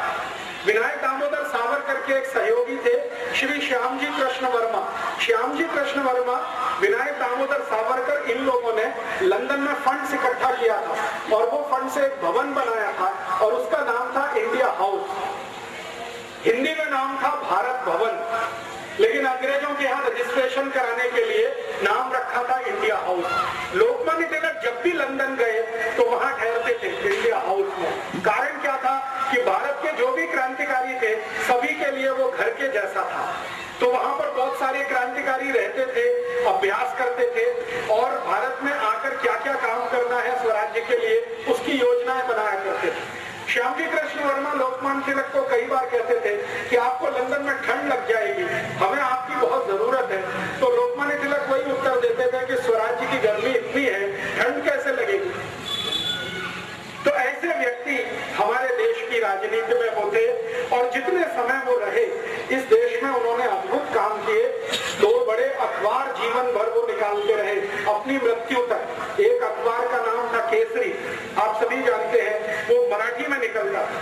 केसरी अखबार में ऐसे अग्रलेख वो लिखा करते थे श्री तिलक कि लोग पढ़े तो उनके अंदर खून जले, ऐसी भाषा उनकी होती थी। और भारत के पहले अखबारों में उसकी गिनती होती थी केसरी, जो उस समय 53,000 बिकता था, 53,000 उसका कॉपी बिकती थी और एक कॉपी को 10 से 12 लोग पढ़ते। माने हर दिन भारत के 5.25 लाख से ज्यादा 5,30,000 के माध्यम से, गणपति उत्सव के माध्यम से सारे देश में एक अभिनव क्रांति जो उन्होंने शुरू की, उसी का परिणाम था कि गांधी जी जैसे व्यक्ति को यह मानना पड़ा कि मेरी गलती से मैंने गोपाल कृष्ण गोखले को अपना गुरु बनाया था, लेकिन अगर तिलक जीवित हो तो मैं कहना चाहता हूं कि अब मैं आपको अपना गुरु मानता हूं। ये 1930 में गांधी जी ने कहा। आप जानते हैं कि गांधी जी 1914-15 में भारत जब आए तो सबसे पहले वो गोपाल कृष्ण गोखले जी के घर गए थे मुंबई में। और गोपाल कृष्ण गोखले जी के बारे में सब लोग कहते थे कि ये अंग्रेजों का एजेंट है, यही शब्द उनके बारे में बोले जाते थे। वो हमेशा इस तरह के काम किया करते थे जिससे अंग्रेजों को सुविधा हो। भारत के क्रांतिकारियों को पकड़वाने में उन्होंने बहुत लोगों को नाम बताए थे, तो अंग्रेजों का एजेंट कहा जाता था। गांधी जी पहली बार उन्हीं के घर गए और गांधी जी ने कहा कि मैं तो आपको अपना राजनीतिक गुरु मानता हूं। 1930 में गांधी जी को अपनी गलती का एहसास हुआ और 1930 में जब उन्होंने नमक सत्याग्रह किया तो श्री लोकमान्य तिलक के ही कार्यकर्ता गांधी जी के साथ थे। नमक सत्याग्रह जो गणेशोत्सव में से निकले 100 कोटि 20 लाख कार्यकर्ता गांधी जी के साथ थे, क्योंकि लोकमान्य तिलक ने मृत्यु से पहले अपने सभी कार्यकर्ताओं को कहा था कि मुझे भारत में ज्यादा किसी से उम्मीद नहीं है कि कोई कुछ करेगा देश के लिए, लेकिन ये मोहनदास आदमी जो है ये जरूर कुछ कर सकता है देश के लिए, कभी जरूरत पड़े तो इसको मदद करना। बाकी किसी नेता के बारे में उनको भरोसा नहीं था। गांधी जी को 1930 में रियलाइजेशन हुआ, उन्होंने एक खत लिखा है। वो खत लोकमान्य तिलक जी का जो घर है वहां पर आजकल एक म्यूजियम है, एक स्मारक है, वहां रखा हुआ है। और वो खत में गांधी जी यही लिख रहे हैं कि मेरी गलती हुई जो मैंने गोपाल कृष्ण गोखले को अपना गुरु बनाया। श्री तिलक कहीं भी हो, आज से मैं उनको अपना गुरु मानता हूं। और ये रियलाइजेशन गांधी जी को कब हुआ? गांधी जी जब नमक सत्याग्रह के लिए अहमदाबाद से निकले पद यात्रा करते हुए, तो उनके कांग्रेस के जो सबसे भरोसेमंद कार्यकर्ता थे उन्होंने गांधी जी का साथ छोड़ दिया। गांधी जी को जिस पर सबसे ज्यादा भरोसा था पंडित जवाहरलाल नेहरू, उन्होंने गांधी जी का साथ छोड़ दिया। पंडित मोतीलाल नेहरू, उन्होंने गांधी जी का साथ छोड़ दिया। गोपाल कृष्ण गोखले तो तब जीवित नहीं थे, लेकिन उनके परिवार के लोगों ने गांधी जी से किनारा कर लिया। और गांधी जी ने जब नमक सत्याग्रह के लिए अहमदाबाद आश्रम छोड़ा तो मात्र 72 कार्यकर्ता उनके साथ थे, ओनली 72। लेकिन वही गांधी जी जब नमक कानून तोड़ने के लिए सूरत के पास पहुंचे तो 100 कोटि 20 लाख कार्यकर्ता उनके पीछे थे। ये वही लोग थे जो लोकमान्य तिलक ने तैयार किए। और जब इनका समूह देखा गांधी जी ने, तब गांधी जी को रियलाइजेशन हुआ कि गोपाल कृष्ण गोखले में तो कोई दम नहीं है, जो दम है तो वो तिलक में है। तिलक जी की मृत्यु के 10 साल बाद भी वो संगठन इतना ताकतवर है कि उसमें 100 कोटि 20 लाख कार्यकर्ता हैं। तभी गांधी जी ने ये पत्र लिखा और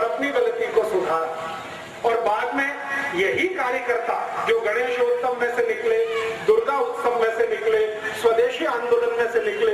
इन्हीं कार्यकर्ताओं की ताकत से गांधी जी ने 1942 में भारत छोड़ो का नारा दिया। उनको भरोसा इन्हीं पर था और ये कार्यकर्ताओं ने अंतिम दिन तक गांधी जी का साथ निभाया।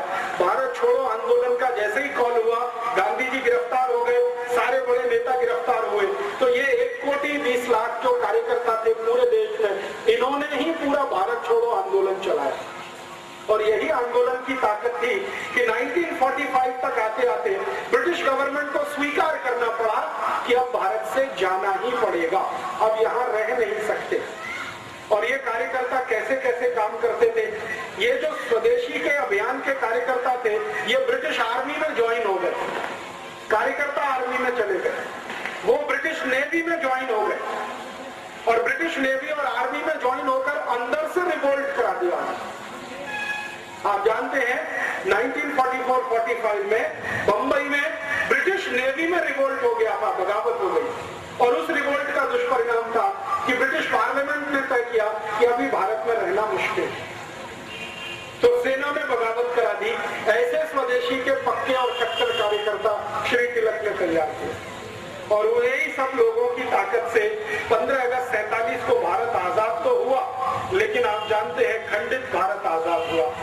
मुस्लिम लीग जो बना दिया अंग्रेजों ने, वही मुस्लिम लीग भारत में ऐसा विश्व वृक्ष बन गया कि उन्होंने पाकिस्तान अलग करा ही लिया। मुस्लिम लीग ने जो पाकिस्तान अलग कराया भारत देश से, इसमें अंग्रेजों ने पूरी भूमिका निभाई और अंग्रेजों का यह था कि मुस्लिम लीग को भारत में इतना बढ़ावा दो कि ये कांग्रेस के हिंदू नेताओं से थोड़ी बड़ी संस्था हो जाए। तो मुस्लिम लीग का सारा फंड अंग्रेजों के यहाँ से आता था। आपको सुनकर आश्चर्य होगा, मोहम्मद अली जिन्ना जितना भी पैसा खर्च किया वो सब अंग्रेजों ने डोनेशन में दिया।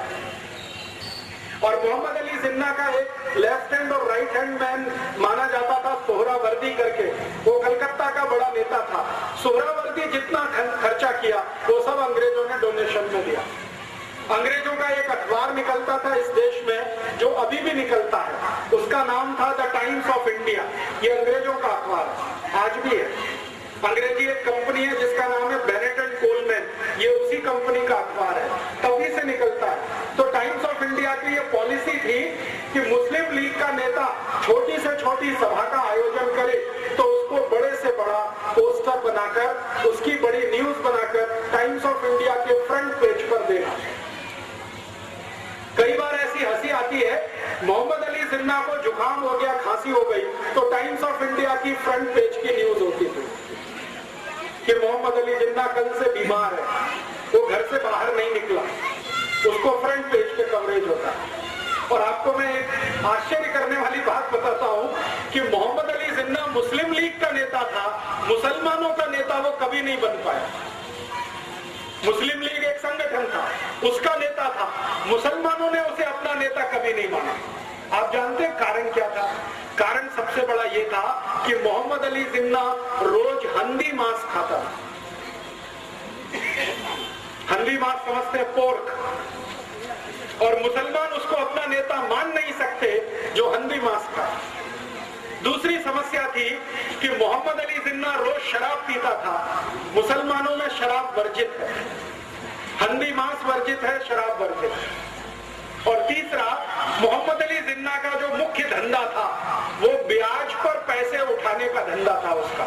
मुस्लिम धर्म में इसको भी स्वीकार्य नहीं है, इसलिए मुसलमान उसको अपने नेता कभी नहीं मानते। आपको सुनकर आश्चर्य होगा, एक बार ये जिन्ना लाहौर में मुसलमानों की एक सभा में चला गया तो मुसलमानों ने मंच पर चढ़कर इसका मुंह काला कर दिया और एक गधे पर बिठाकर उसका सर्कस निकाला पूरे लाहौर में। उसके बाद हिम्मत नहीं पड़ी लाहौर जाने की, अखबारों में खूब छपा और जिन्ना को पूछा गया कि आपके मुसलमान ही आपको नेता नहीं मानते तो आप हैं किसके नेता? तो धीरे से उसने कहा कि मैं तो अंग्रेजों का नेता हूं, अंग्रेजों का बनाया हुआ नेता। अब आप जरा सोच सकते हैं, जिसको मुसलमानों ने नेता नहीं माना, उस व्यक्ति की ताकत इतनी कैसे हो गई कि उसने पाकिस्तान बना दिया इस देश। कभी तो मन में ये विचार आएगा आपके। बहुत दिन में ये सोचता रहा कि जो मुसलमानों का नेता कभी हुआ नहीं, 10 लोगों ने जिंदगी में कभी उसका भाषण सुना नहीं, वो इतना ताकतवर कैसे हुआ कि उसने भारत से एक अलग हिस्सा पाकिस्तान बना दिया। बात यह है और सच्चाई है जो मैं आपको बोलकर जाना चाहता हूं, और ये सच्चाई सुनते समय किसी के दिल को दुखावा हो तो मैं क्षमा मांगता हूं कि ये जो पाकिस्तान बना उसमें मोहम्मद अली जिन्ना की भूमिका इतनी बड़ी नहीं थी, उससे ज्यादा बड़ी भूमिका लेडी माउंटबेटन की थी। एडविना माउंटबेटन का नाम आप जानते हैं, नहीं जानते तो जान लीजिए। वो भारत का अंतिम अंग्रेज अधिकारी जिसका नाम था लुइस माउंटबेटन, उसकी पत्नी थी एडविना माउंटबेटन। ये पाकिस्तान बनाने का सबसे बड़ा कारण वो एडविना थी। आप जानते हैं वो क्या खेल खेला उसने।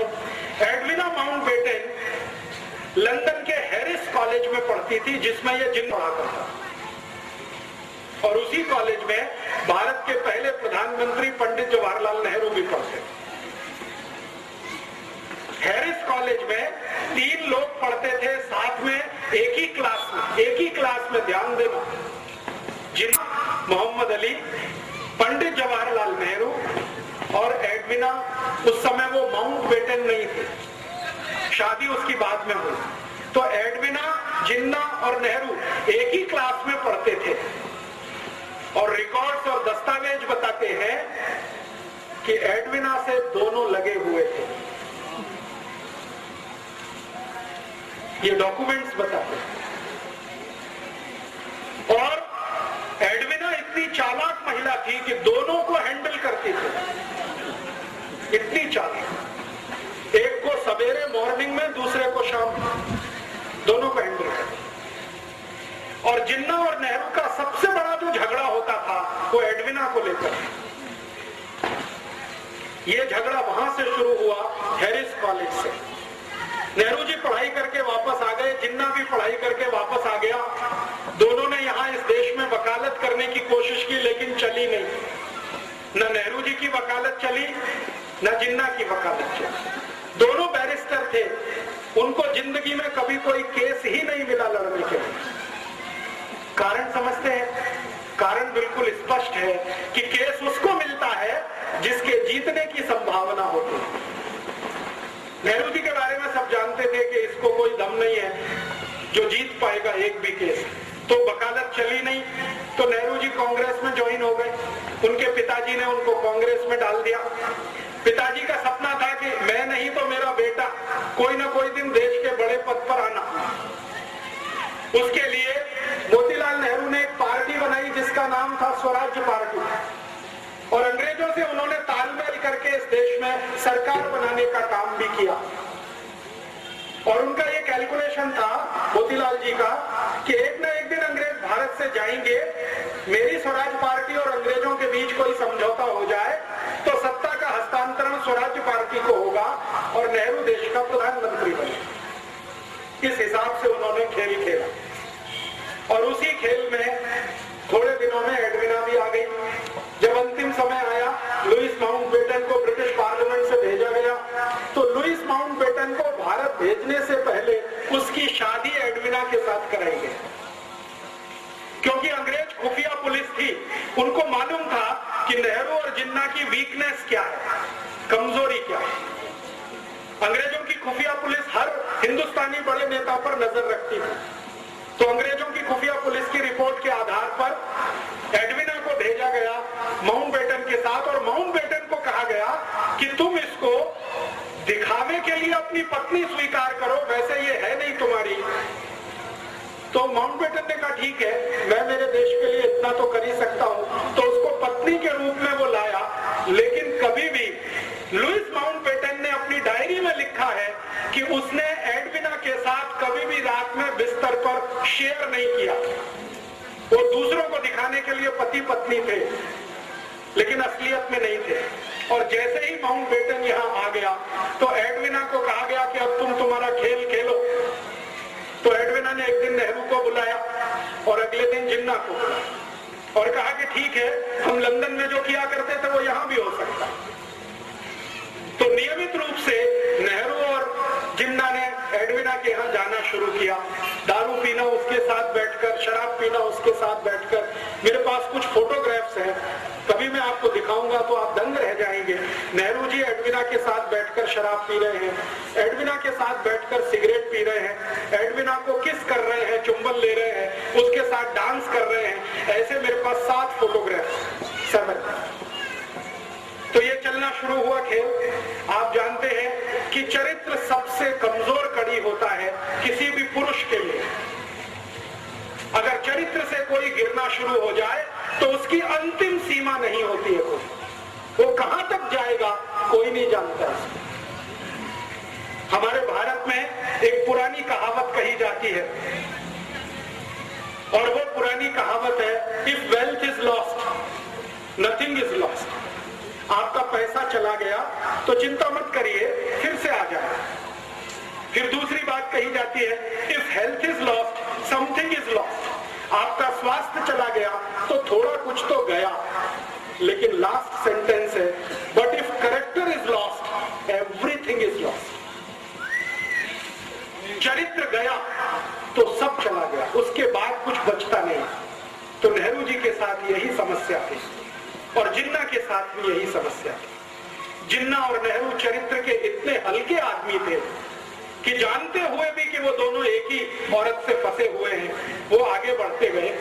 एडविना ने दोनों को इस्तेमाल करना शुरू किया। 3 जुलाई 1947 को नेहरू जी एडविना से मिलने गए।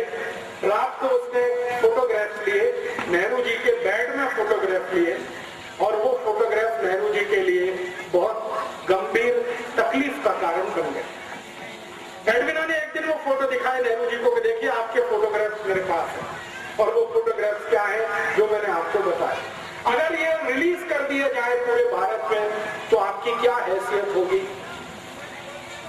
और आपको जो सबसे आगे बढ़ाने वाला व्यक्ति है महात्मा गांधी, उनकी क्या हालत होगी। तो नेहरू जी ने एडविना को पूछा कि आखिर तुम चाहती क्या हो। तो उसने कहा कि एक पेपर है उस पर आप साइन कर दीजिए। तो नेहरू जी ने कहा वो पेपर क्या है।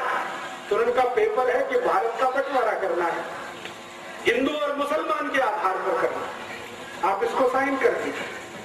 तो नेहरू जी ने कहा कि मेरी कांग्रेस वर्किंग कमेटी से पूछ लेता हूं। तो एडविना ने कहा इतना वक्त नहीं है मेरे पास, आप साइन करते हैं या कल ये फोटोग्राफ टाइम्स ऑफ इंडिया में छपते। नेहरू जी सरेंडर हो गए। रात को 3 बजे 3 जुलाई 1947 रात को 3 बजे उन्होंने भारत पाकिस्तान बंटवारे के पेपर्स पर साइन की। अगले दिन सवेरे उसने जिन्ना को बुलाया एडविना ने, और जिन्ना के साथ उसने यही खेल खेला। उन्होंने कहा मिस्टर जिन्ना आपके कुछ फोटोग्राफ्स मेरे पास है, आप चाहें तो मैं उन्हें टाइम्स ऑफ इंडिया में रिलीज करती हूं। तो जिन्ना बौखला गया। जिन्ना को मालूम नहीं था कि वो बहुत शातिर महिला है। हमारे भारत में इतिहास में आपने सुना विष कन्याएं होती थी, विष कन्याएं। एडविना वही थी, विष कन्या। तो जिन्ना परेशान, अपने फोटो देख के परेशान, क्योंकि जिन्ना का फोटो तो नेहरू जी से भी ज्यादा आपत्तिजनक अवस्था में था। अभी वो मैं खोलकर नहीं कहना चाहता क्योंकि कैमरे पर रिकॉर्डिंग हो रही। तो जिन्ना तो और भी परेशान। तो उसने कहा नहीं नहीं ये फोटोग्राफ्स रिलीज मत करिए। तो उन्होंने कहा ठीक है आप फिर पेपर साइन कर दीजिए। तो जिन्ना ने कहा कि मैं तो मुसलमानों का नेता ही नहीं हूं। तो उन्होंने कहा हम बनाएंगे ना, आपको चिंता मत करिए, हम बनाएंगे आपको मुसलमानों का, आप पेपर साइन करिए। तो 4 जुलाई को शाम को करीब 2:30-3 बजे जिन्ना से हस्ताक्षर लिए, 3 जुलाई को सवेरे 3 बजे नेहरू जी से हस्ताक्षर लिए और वो अगले दिन अखबार में आ गया कि भारत और पाकिस्तान 2 अलग देश बनेंगे। पाकिस्तान मुसलमानों को मिलेगा, भारत हिंदुओं को मिलेगा और इस तरह से देश का बंटवारा हो गया। इस बंटवारे में अगर आप देखना चाहें कि विलेन कौन है तो आपको बिल्कुल साफ दिखाई देगा। अगर मुझसे कोई पूछे तो पहला विलेन इस बंटवारे में पंडित जवाहरलाल नेहरू, दूसरा विलेन मोहम्मद अली जिन्ना। और मैं पंडित नेहरू को पहला विलेन क्यों मानता हूं, मैं आपको एक दूसरी घटना बताता हूं जो इतिहास में अभी दर्ज नहीं है लेकिन डॉक्यूमेंट्स में वो घटना घटित है, डॉक्यूमेंट्स में उसका जिक्र है। वो घटना क्या है? घटना ये है कि भारत पाकिस्तान बंटवारा हो गया जिन्ना के हस्ताक्षर और नेहरू के हस्ताक्षर से। थोड़े दिन के बाद गांधी जी को ये पता चला। गांधी जी को पता चला तो गांधी जी ने अपना सिर पीटा। आप में से कोई शायद ये बात नहीं जानता है, गांधी जी को एक आदत थी, और वो आदत ये थी कि वो अपने पर जब गुस्सा करते थे तो अपना सिर पीटते थे, ऐसे करके बहुत तेज मारते थे, घूंसों से मारते थे, अपने को मारते थे। जिस दिन गांधी जी को पता चला कि नेहरू ने बंटवारे के पेपर्स पर हस्ताक्षर किए, उस दिन उन्होंने अपने को पीटा और उन्होंने कहा कि अब मैं जिंदा नहीं रहना चाहता, क्योंकि मैंने जिसको आगे बढ़ाया वो इतना कमजोर निकलेगा ये मुझे नहीं मालूम। परिणाम क्या हुआ? गांधी जी ने जिन्ना को बुलाया और कहा कि भाई तुम ये बंटवारा क्यों कर रहे हो? तो जिन्ना ने कहा बापू मैंने हस्ताक्षर कर दिए हैं, लेकिन आप मुझे एक वचन दो तो मैं मेरा एक एफिडेविट लगाने को तैयार हूं, और एडविना ने मेरे साथ जो ब्लैकमेलिंग किया है वो सबको बताने को तैयार है। गांधी जी ने पूछा क्या? उन्होंने कहा कि मुझे भारत का प्रधानमंत्री बनवा दो। गांधी जी ने कहा बस इतनी ही मांग है तुम्हारी? उन्होंने कहा हाँ, मुझे प्रधानमंत्री बनवा दो, मुझे पाकिस्तान नहीं चाहिए। तो गांधी जी ने कहा ठीक है मैं विचार करूंगा तुम्हारी मांग की। अगले दिन नेहरू को बुलाया और नेहरू से कहा कि देखो जिन्ना तैयार है, वो एफिडेविट देना चाहता है, एडविना ने कुछ ब्लैकमेलिंग किया है, वो पूरे देश को बताना चाहता है, उसकी एक ही शर्त है कि भारत का प्रधानमंत्री उसे होना। बोलो। तो नेहरू जी ने कहा कि बापू जिन्ना को भारत का प्रधानमंत्री तो क्या, मैं मेरे ऑफिस का चपरासी नहीं बना सकता, कारकुन नहीं बना सकता। तो गांधी जी ने कहा तुमको जिन्ना से इतनी दुश्मनी क्यों है? तुम दोनों साथ साथ पढ़े लंदन में हैरिस कॉलेज में, तुमको स्कॉलरशिप मिली, जिन्ना को स्कॉलरशिप मिली, साथ में जिस स्कूल में तुम पढ़े साथ में रहे 15 साल, और तुम में दोस्ती इतनी ज्यादा थी, अब ये दुश्मनी इतनी क्यों? तो नेहरू जी ने असलियत नहीं बताई। जिन्ना और नेहरू जी की जो दुश्मनी थी उसका कारण था एडविना, और कोई दूसरा कारण नहीं था। गांधी जी को बताया नहीं। नेहरू जी ने कहा कि मैं तो प्रधानमंत्री तो क्या चपरासी नहीं बना सकता। तो गांधी जी ने कहा कि फिर क्या होगा, देश का बंटवारा। तो उन्होंने कहा कि ठीक है बंटवारा हो जाए, मुझे उसमें कोई आपत्ति नहीं। तो गांधी जी ने कहा कांग्रेस तो तैयार नहीं है इसके लिए। तो उन्होंने कहा ठीक है कांग्रेस थोड़े दिन में तैयार हो जाएगी। ऐसे करके गांधी जी और नेहरू जी का वार्तालाप पूरा हुआ। फिर गांधी जी ने कांग्रेस वर्किंग कमेटी की मीटिंग बुलाई। 15 उसमें सदस्य थे। उन 15 सदस्यों के सामने गांधी जी ने कहा कि भारत आजाद होगा, लेकिन दुख है कि बंटवारे के साथ कौन प्रधानमंत्री बने। तो गांधी जी ने एक फॉर्मूला दिया कि कांग्रेस वर्किंग कमेटी जिसको अपना अध्यक्ष चुनेगी वो भारत का प्रधानमंत्री होगा। तो वोट डालने का काम किया गया। कांग्रेस वर्किंग कमेटी में वोट डाला, 15 लोगों ने वोट डाला, तो 13 लोगों का वोट सरदार वल्लभ भाई पटेल के पक्ष में गया। 13 लोग। एक वोट पंडित जवाहरलाल नेहरू के पक्ष में गया, और एक व्यक्ति कांग्रेस वर्किंग कमेटी में एब्सेंट हो गया, वो वोट डालने नहीं आए। और जो व्यक्ति एब्सेंट था वो अनुग्रह नारायण सिन्हा नाम के एक व्यक्ति थे, पटना से थे, बिहार से, वो एब्सेंट हो गए। तो एक वोट नेहरू को, 13 वोट पटेल को। गांधी जी के फॉर्मूले के अनुसार पटेल भारत के प्रधानमंत्री बने, क्योंकि वर्किंग कमेटी ने अध्यक्ष चुना। जब नेहरू जी को पता चला कि वो इलेक्शन में हार गए, तो वो फिर गांधी जी के पास आए, और उन्होंने जो वाक्य बोला वो मैं आपको ऐसे का ऐसे ही सुनाता। उन्होंने कहा बापू अगर मैं भारत का प्रधानमंत्री नहीं बना तो कांग्रेस को तोड़ दूंगा, और टूटी हुई कांग्रेस से अंग्रेजों का समझौता होगा, और पावर ट्रांसफर मुझे होगी, क्योंकि अंग्रेजों ने पहले से ये तय किया हुआ। और ये बात सही है। ब्रिटिश पार्लियामेंट में ये तय हो गया था कि भारत में कभी सत्ता का हस्तांतरण करना पड़े तो नेहरू के हाथ में ही सत्ता देनी है। क्यों? क्योंकि विंस्टन चर्चिल और क्लेमेंट आर एटली, जो दो बड़े लीडर थे उस समय इंग्लैंड के, एटली प्राइम मिनिस्टर था, Churchill leader of the opposition था, दोनों का ये मानना था कि ये नेहरू अपना ही आदमी है, शरीर से दिखने में हिंदुस्तानी है, आत्मा इसकी अंग्रेजों वाली है, इसको सत्ता दे दो तो भारत हमारे ही कब्जे में रहेगा, ऐसा मान लो।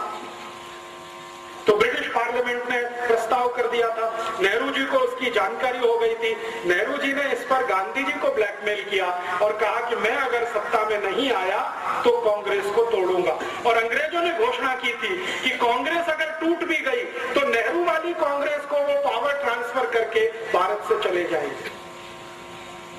तब गांधी जी ने सरदार पटेल को बुलाया और कहा कि अब क्या करना। तो सरदार पटेल ने कहा कि देश का एक बंटवारा और हो, ये मुझे मंजूर नहीं है, मैं मेरा वापस लेता हूं, आप नेहरू को प्रधानमंत्री पद की शपथ करवाइए। तो गांधी जी ने कहा कि मैं प्रधानमंत्री पद की शपथ उसको नहीं करा सकता क्योंकि मेरा दिल अब उससे हट गया है। ये जरूर है कि तुम मंत्रिमंडल में आ जाओ, डिप्टी प्राइम मिनिस्टर की पोस्ट पे रहो ताकि नेहरू के ऊपर कंट्रोल रहे, और मैं तो जाऊंगा नहीं ऐसे किसी समारोह में जहां नेहरू को प्रधानमंत्री पद की शपथ दिलाई जाएगी। और आप जानते हैं कि 15 अगस्त 47 को जब शपथ ग्रहण समारोह हुआ, गांधी जी उसमें नहीं गए। गांधी जी नहीं गए। गांधी जी उस समय बंगाल के एक गांव में थे, नोआखाली में। ये गांव अभी बांग्लादेश में चला गया। तो नोआखाली के गांव में गांधी जी थे। करीब करीब दिल्ली से ये 1700 किलोमीटर दूर है नोआखाली। गांधी जी दिल्ली में नहीं थे। ट्रांसफर ऑफ पावर हुआ है। गांधी जी ये कहा करते थे, स्वतंत्रता नहीं आई है, आजादी नहीं आई है, सत्ता का हस्तांतरण हुआ है बस। और जो गांधी जी बोलकर नहीं गए और वो उनके कहने में समझ में आता है, वो मैं कह देता हूँ। गांधी जी ये मानते थे कि गोरे अंग्रेजों की सत्ता किसी काले अंग्रेज के हाथ में आई है, इसलिए वो सत्ता के समारोह में शामिल नहीं हुए। और आप फिर जानते हैं, इतिहास आपके सामने है, जिन्ना अलग पाकिस्तान का बन गया, ये बन गया। एक घटना बीच में और हुई थी, वो भी मैं समझा दूं आपको तो समझ में आएगा नेहरू जी का चरित्र। गांधी जी को एक डॉक्टर मिलने आया एक बार, और ये घटना आजादी मिलने से थोड़े दिन पहले की है। गांधी जी कलकत्ता के पास नोआखाली में थे, एक डॉक्टर आया। वो डॉक्टर ने गांधी जी को परिचय दिया कि मैं मोहम्मद अली जिन्ना का पर्सनल फिजिशियन हूं। एक ईरानी व्यक्ति था, कोई नाम मैं भूल गया हूं, रिकॉर्ड्स में है। उसने गांधी जी को कहा कि मैं मोहम्मद अली जिन्ना का पर्सनल फिजिशियन हूं, आपसे अकेले में बात करना चाहता हूं। तो गांधी जी ने कहा क्या बात करना चाहते हो? तो उन्होंने कहा अकेले में, सबके सामने नहीं। तो गांधी जी उसको कमरे में लेके गए। अंदर जो बातचीत गांधी जी ने की, उन्होंने कहा कि देखो मेरी एक संकल्प है। गांधी जी ने डॉक्टर को कहा कि मेरी बातचीत में कोई तीसरा जरूर रहता है जो उसको नोट करता है, लिखता है। मैंने आपको क्या कहा, आपने मुझे क्या कहा। तो उन्होंने कहा वो कौन व्यक्ति है? उन्होंने कहा मेरा सेक्रेटरी प्यारेलाल, वो भी यहाँ रहेगा। तो डॉक्टर ने कहा ठीक है, उससे मुझे कोई बांधा नहीं, माने तकलीफ नहीं, आप बुला लो। तो प्यारेलाल जी को बुलाया और गांधी जी ने कहा कि मैं और ये बात करेंगे, एक एक शब्द लिखना। प्यारेलाल जी बहुत फास्ट लिखते थे, शॉर्ट हैंड में लिखते थे, बाद में उसका ट्रांसक्रिप्शन करते। तो डॉक्टर ने जो बताया गांधी जी को, गांधी जी परेशान हो गए वो सुन के। उन्होंने कहा कि मोहम्मद अली जिन्ना का मैं डॉक्टर हूं और ये जिन्ना बहुत जल्दी मरने वाला है। गांधी जी ने पूछा क्यों? तो उन्होंने कहा इसको बोन टीबी है, इसकी रीढ़ की हड्डी पूरी गल चुकी है, इसका नर्वस सिस्टम ज्यादा दिन काम नहीं करेगा। तो गांधी जी ने कहा कितने दिन जिंदा रहेगा? तो डॉक्टर ने कहा हो सकता है 2-3 महीने भी जिंदा ना रहे। तो डॉक्टर को पूछा गांधी जी ने आप क्या चाहते हैं? तो उन्होंने कहा मेरी एक इच्छा है कि आप किसी तरह नेहरू को समझा दो, 2-3 महीने ये जिंदा रहेगा, इसको भारत का प्रधानमंत्री बना दो, देश का बंटवारा तो नहीं होगा। तो गांधी जी ने कहा कि तुम्हारी यह बात में अगर सच्चाई है तो मैं जरूर प्रयास करूंगा। फिर उन्होंने नेहरू को बुलाया और कहा देखो नेहरू, ये मरने वाला है जिन्ना, ज्यादा दिन जिंदा नहीं रहेगा, इसको बोन टीबी हो गई है, इसका डॉक्टर कहता है कि 2-3 महीने से ज्यादा जिंदा नहीं रहेगा, तुम क्यों अड़े हुए हो? इसको प्रधानमंत्री बन जाने दो, 2-3 महीने के बाद तुम बन जाना, देश तो एक रहेगा। तब नेहरू ने फिर वही बात कही कि मैं जिन्ना को मेरे ऑफिस का चपरासी नहीं बना सकता, प्रधानमंत्री कैसे बनने दूं? तो नेहरू की जिद और जिन्ना का ब्लैकमेलिंग, ये दोनों मिलकर भारत का बंटवारा कर गए और इसमें भारत टूटा। भारत और पाकिस्तान 2 अलग देश बने, किसी सिद्धांत के आधार पर नहीं, कोई विचार के आधार पर नहीं, सिर्फ प्रधानमंत्री पद की कुर्सी के कारण। और मैं अभी सब लोगों को ये बोलता हूं कि नेहरू जी तो स्वर्गवासी हो गए 1964 में, लेकिन उनकी आत्मा अब भारत के उन सब नेताओं में प्रवेश कर चुकी है जो कुर्सी के लिए कुछ भी करने को तैयार। तो मर गए 27 मई 1964 को। और आप में से शायद कोई जानता है या नहीं, नेहरू जी की मृत्यु बहुत ही दुखद थी। उनको सबसे खराब वो बीमारी हुई थी जिसको सेक्सुअल ट्रांसमिटेड डिसीज कहा जाता है, STD। आज का एड्स कह सकते हैं, STD उनको था।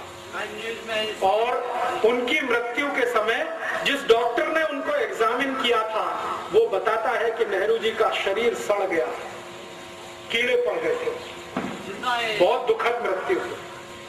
नेहरू जी की मृत्यु के समय उनके परिवार की जो महिला उनके साथ में थी उसकी लिखी हुई डायरी में ये है कि नेहरू जी के अंग सड़ गए थे, शरीर के कीड़े पड़ गए थे उसमें, इसलिए वो प्रधानमंत्री पद से छुट्टी लेकर देहरादून गए थे छुट्टी बिताने के लिए, लेकिन वहां से वापस नहीं आए। तो वो तो चले गए, पाकिस्तान बनवा गए इस देश में। जिन्ना का क्या हुआ, भारत पाकिस्तान जैसे ही अलग हुए उसके लगभग 7वें महीने में जिन्ना मर गया। बंटवारा हो गया 14 अगस्त 1947 और इसके ठीक 7वें महीने में जिन्ना मर गया। तो उधर पाकिस्तान जिसने बनाया वो पाकिस्तान का मजा नहीं ले पाया कभी, और पाकिस्तान जिनके लिए बनाया वो पाकिस्तान कभी गए नहीं। आप जानते हैं पाकिस्तान बनाने का जो सबसे बड़ा लॉजिक था वो ये कि भारत में रहने वाले मुसलमान वहां जाएंगे और उनके लिए पाकिस्तान बनेगा। वो यहां से गए नहीं, वो यहाँ है, शिया हो चाहे सुन्नी हो, वो भारत में ही है, वो पाकिस्तान गए नहीं। और जिन्होंने कभी पाकिस्तान मांगा नहीं उनके सिर पर यह पाकिस्तान थोप दिया गया। वो अफगानिस्तान की सीमा पर रहने वाले जो बलूची लोग हैं ना, उनके ऊपर जबरदस्ती ये थोप दिया। आज पाकिस्तान क्या है आप जानते हैं, सारा का सारा पाकिस्तान ऐसी समस्याओं से घिरा हुआ है जो उसके जन्म से शुरू हुई, और जन्म से जो समस्या शुरू हुई जिन्ना के द्वारा, उसी का दुष्परिणाम है कि आज तक उस देश में कभी लोकतंत्र नहीं रह पाया, प्रजातंत्र नहीं रह पाया, हमेशा किसी सैनिक ने उसका शासन किया। और आज भी आप जानते हैं परवेज मुशर्रफ उन्हीं सैनिकों का रूप है जो जिन्ना के द्वारा पल्लवित और पोषित हुए। लेकिन जब भारत को एक बड़ा नासूर दे गए, और वो नासूर ये भारत के 3 विलेन, एक जिन्ना, नेहरू और एडविना, ये 3 विलेन को मैं मानता हूं भारत के बंटवारे के लिए जिम्मेदार। इतिहास के सारे डॉक्यूमेंट्स यही बताते हैं। और ये जो सब हो गया कहानी, उस कहानी के बाद की अब कहानी ये है कि पाकिस्तान को चलाने वाले जो सैनिक शासक हुए उन्होंने ये तय कर रखा है कि भारत को एक ना एक दिन वैसे ही तोड़ना है जैसे भारत ने पाकिस्तान को तोड़ा। आप जानते हैं 1971 में भारत के सैनिकों ने बांग्लादेश अलग करा दिया और वो अलग हुआ, उसका दर्द पाकिस्तान को है। तो पाकिस्तान कहता है कि हमारा बांग्लादेश अलग हुआ तो अब हम भारत का जम्मू कश्मीर अलग करेंगे। इसके लिए 71 के बाद से जितने भी पाकिस्तानी शासक हुए सबने आतंकवाद जम्मू कश्मीर में होना चाहिए, अलगाववाद जम्मू कश्मीर में बढ़ना चाहिए, उसके लिए काम किया है, धन भी दिया है और अपने सैनिक भी दिए हैं। और वो आतंकवाद और अलगाववाद जो 72 से चालू है जम्मू कश्मीर में, वो आज इतना बड़ा नासूर है कि भारत के 60,000 से ज्यादा सैनिकों की मृत्यु हो चुकी है या शहादत हो चुकी है जम्मू कश्मीर को भारत में बनाए रखे। जम्मू कश्मीर भारत में रहे उसके लिए संविधान हमारे देश में बदल किया गया। एक आर्टिकल डाला गया 370 जो दुनिया के किसी संविधान में आपको नहीं मिलेगा। उस आर्टिकल के आधार पर जम्मू कश्मीर को एक देश का दर्जा दिया गया है। आप जानते हैं भारत का सुप्रीम कोर्ट कोई भी फैसला सुनाए जम्मू कश्मीर में वो लागू नहीं होता। भारत की संसद में कोई भी कानून बनाया जाए वो जम्मू कश्मीर में लागू नहीं होता। हमारी संसद जब कानून बनाती है उस कानून का पहला पन्ना है, ड्राफ्ट जिसको कहा जाता है, उसमें पहले ही वाक्य में लिखा जाता है accept in Jammu and Kashmir. ये कानून बनाया जा रहा है जम्मू कश्मीर को छोड़कर। हमारी संसद ने आजादी के बाद ऐसे हजारों कानून बनाए हैं जो आपके ऊपर लागू हैं, मेरे ऊपर लागू हैं, लेकिन जम्मू कश्मीर पर लागू नहीं है वो कानून। उनके कानून उनकी संसद में, जिसको वो असेंबली कहते हैं, वहां बनते हैं। और आप जानते हैं बहुत साल तक तो जम्मू कश्मीर के मुख्यमंत्री को सदरे रियासत बोला जाता था, माने जिसको हिंदी में प्रधानमंत्री कहते हैं। उनका झंडा अलग है, भारत का झंडा अलग है। उनका कानून अलग है, भारत का कानून अलग है। उनका संविधान अलग है, भारत का संविधान अलग है। फिर आप बोलिए कि Jammu Kashmir is the integral part of India, ये दुनिया का सबसे बड़ा झूठ है। वो हमारा झंडा नहीं मानते, वो हमारा संविधान नहीं मानते, वो हमारा कानून नहीं मानते, फिर हम कहें कि जम्मू कश्मीर भारत का अभिन्न अंग है। ये किसको मूर्ख बनाने के लिए कहे? आपको सुनकर हैरानी होगी कि भारत की सरकार आपके लिए कोई भी खर्चा करे तो उसकी पाई पाई का हिसाब controller and auditor general of India रखता है, लेकिन जम्मू कश्मीर पर हजारों करोड़ रुपए हर साल खर्च होता है, उसका हिसाब किसी के पास नहीं। मैंने बहुत बार सीएजी को चिट्ठी लिखा कि जम्मू कश्मीर पर पिछले 60 साल में हमने जो खर्चा किया है उसका मुझे क्लासिफिकेशन चाहिए, डिटेल चाहिए। सीएजी कहता है कि मेरे पास नहीं है। फिर हमने फाइनेंस मिनिस्टर को कहा तो फाइनेंस मिनिस्ट्री से उत्तर मिला कि जम्मू कश्मीर का हिसाब दिल्ली में नहीं रखा जाता, वो जम्मू कश्मीर में रखा जाता है। फिर जम्मू कश्मीर को पत्र गया हमारा, वहां से वापस आ गया कि ये हिसाब हम किसी भी भारतवासी को बताने के लिए मजबूर नहीं। मेरी चिट्ठी मेरे पास है। वो मानते नहीं कि भारत का अंग है, हम जबरदस्ती कहते हैं कि ये भारत का अंग है। पाकिस्तान वहां आतंकवादी भेजता रहता है, खुराफात करता रहता है, उनके लिए पैसा उपलब्ध कराता रहता है। अब आप सोचेंगे कि पाकिस्तान में इतना दम है कि वो 60 साल से आतंकवादियों को भेज के पैसा खर्च करके इसको चलाए रख सकता है, तो आप सुनकर ताज्जुब करेंगे। पाकिस्तान की दम नहीं है ये सब करने की। पाकिस्तान को ये सब करने के लिए अमेरिका उकसाता रहता है।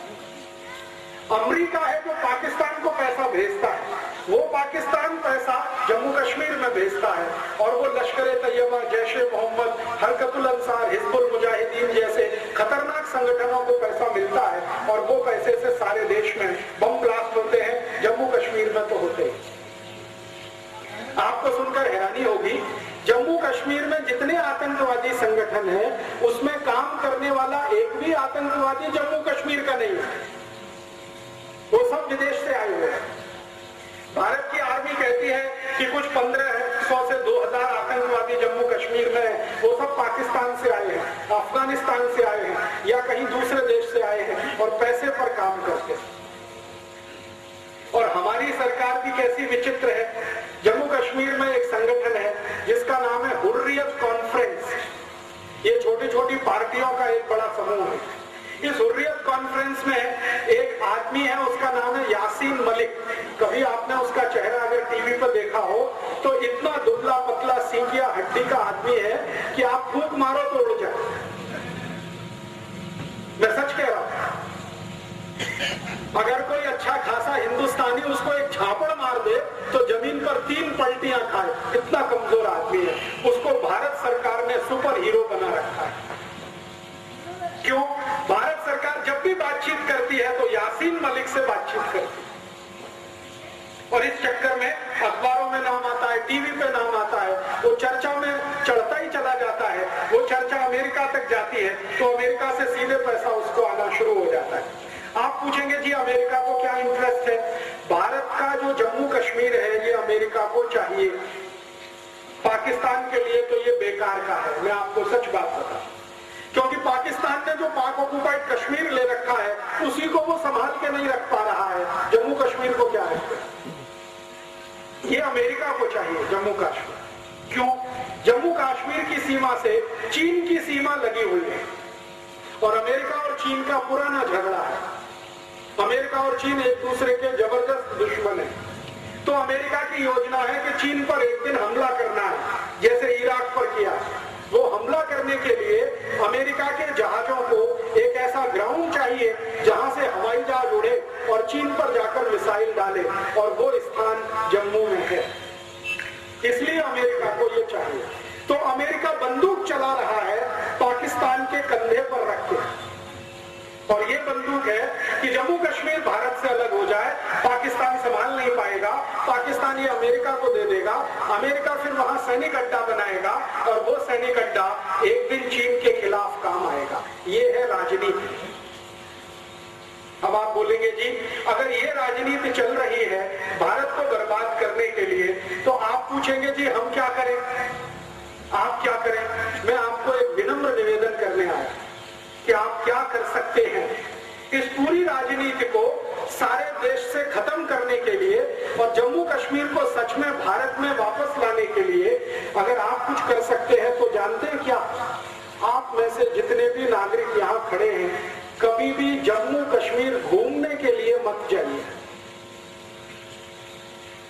आप परेशान हो जाएंगे ये सुनकर। आप कहेंगे जी दुनिया का सबसे बड़ा स्वर्ग है, दुनिया का सबसे खूबसूरत स्थान है, हम जिंदगी भर पैसा कमाते हैं, बचाते हैं, जम्मू कश्मीर घूमने जाएंगे।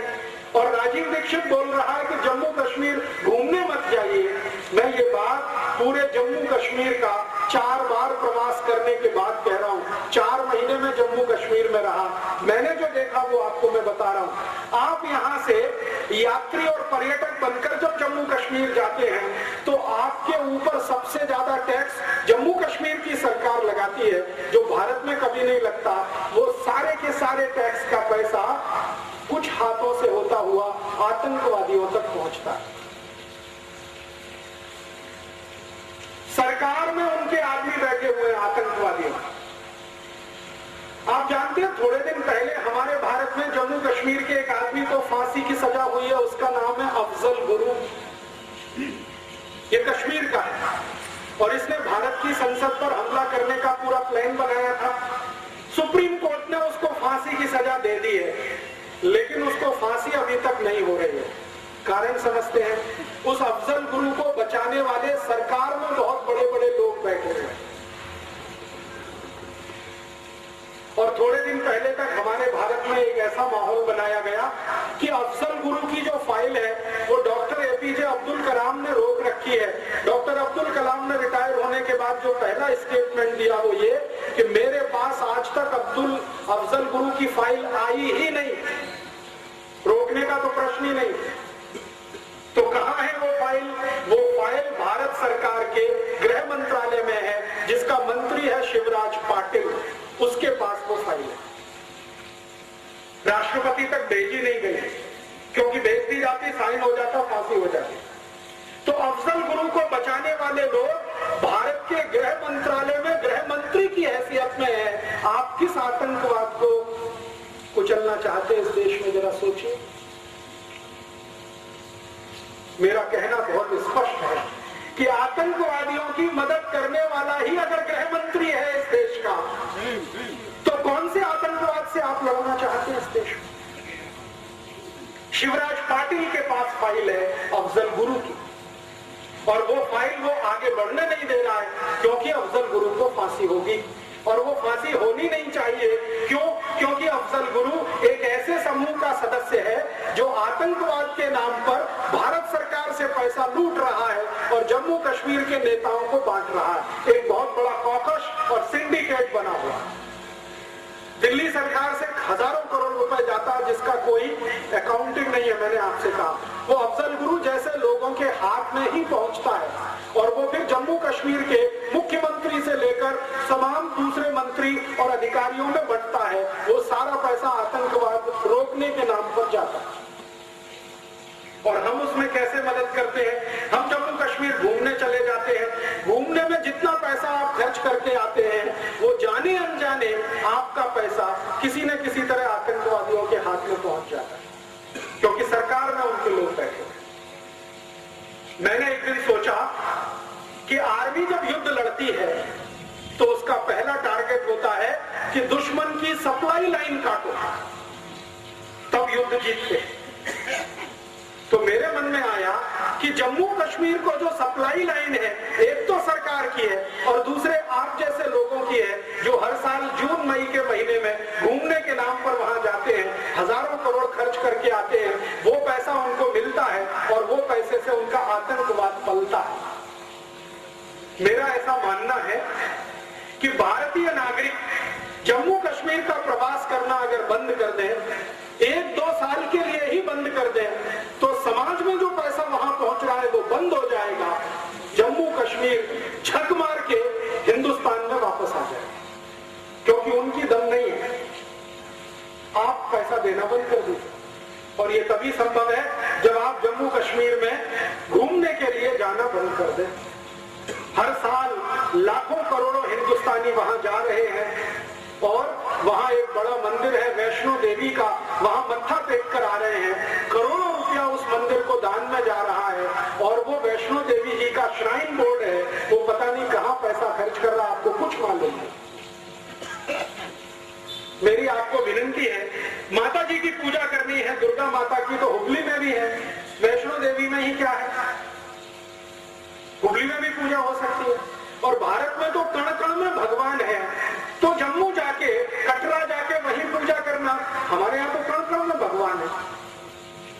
तो जिस दिन भारत के 110 कोटि नागरिक एक साथ ये ऐलान कर दें कि हम जम्मू कश्मीर तब तक नहीं जाएंगे जब तक कि आतंकवाद खत्म नहीं होता, मैं आपको गारंटी देता हूं 1-2 साल ज्यादा नहीं, आतंकवाद खत्म हो जाएगा।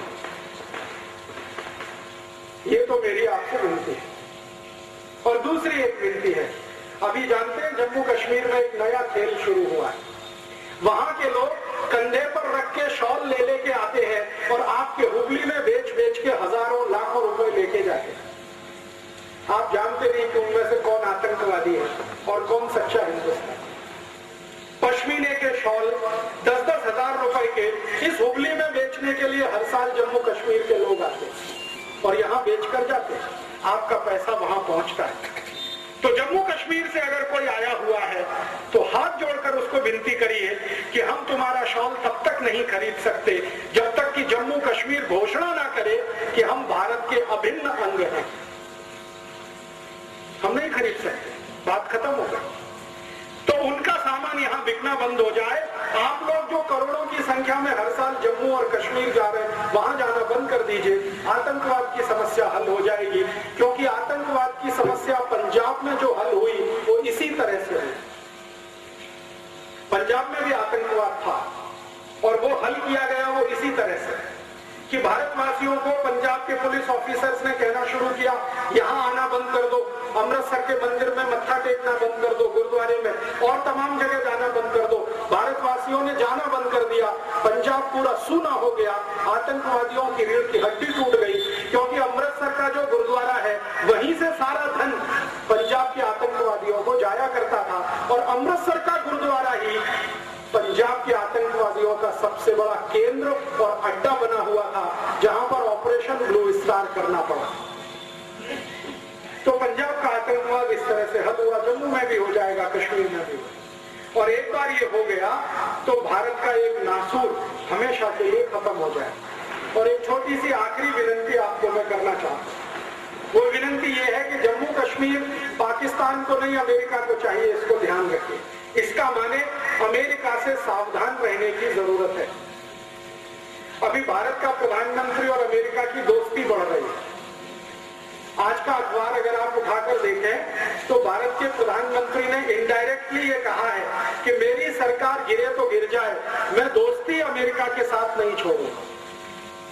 आप जानते हैं सरकार चलाने वाली जो लेफ्ट पार्टीज हैं, उन्होंने धमकी दे दी है कि अमेरिका के साथ परमाणु करार पर आपने बात आगे की, हम समर्थन वापस लेंगे, सरकार गिरेगी। तो प्रधानमंत्री ने आज कह दिया सरकार गिरे तो गिरे, हम अमेरिका से दोस्ती नहीं तोड़ेंगे, माने परमाणु समझौता हम अमेरिका के साथ करेंगे। ये अमेरिका परमाणु समझौते के नाम पर हमारा हाथ पकड़ रहा है, थोड़े दिन में ये गर्दन पकड़ लेगा। क्योंकि अमेरिका का चरित्र ही यही है, जिससे अमेरिका ने दोस्ती की है उसी को बर्बाद किया। आपको मालूम है सद्दाम हुसैन 1980 में अमेरिका का दोस्त था और सद्दाम हुसैन को इराक का राष्ट्रपति अमेरिका ने बनवाया। और वही सद्दाम हुसैन को अमेरिका ने मरवाया, वो अभी हमारी आंखों के सामने। एक छोटा सा देश है वियतनाम। वियतनाम अमेरिका का दोस्त था 1960 में, फिर 1970 के आसपास इसी वियतनाम पर अमेरिका ने बम गिराए और बर्बाद कर दिया उस देश। ऐसे सैकड़ों उदाहरण। तो अमेरिका की दोस्ती बहुत खतरनाक है। और मैं तो लोगों से सीधी भाषा में ये कहता हूं कि जो खतरनाक जीव जंतु होते हैं उनसे दोस्ती नहीं की जाती। कोबरा सांप है, उससे दोस्ती नहीं हो सकती, दूर ही रहना अच्छा है।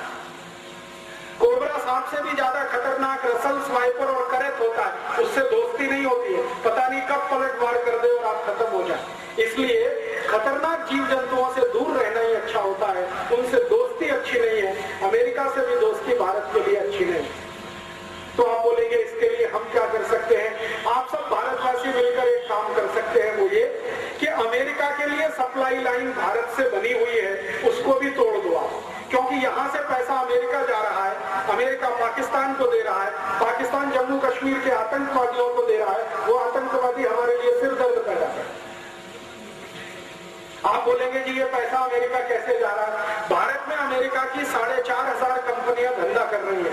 Pepsi Cola, Coca Cola, Colgate, Palmolive, Procter and Gamble, Reckitt and Colman, Johnson and Johnson, ऐसी 4,500 कंपनियां, इनका माल हम खरीदी कर रहे हैं। हम इन कंपनियों को हर साल 2 लाख कोटी रुपए दे रहे हैं, वो अमेरिका जा रहा है। अमेरिका वो पैसा पाकिस्तान को, पाकिस्तान को पैसा आतंकवादियों को, और आतंकवादी उस पैसे से हमारा सिरदर्द। तो ये पैसा अमेरिका जाना बंद कर दीजिए। क्या करना है इसके लिए? इसके लिए वही करना है जो लोकमान्य तिलक का सूत्र था। 1905 में लोकमान्य तिलक ने कहा कि स्वराज्य चाहिए तो अंग्रेजी माल बहिष्कार करो।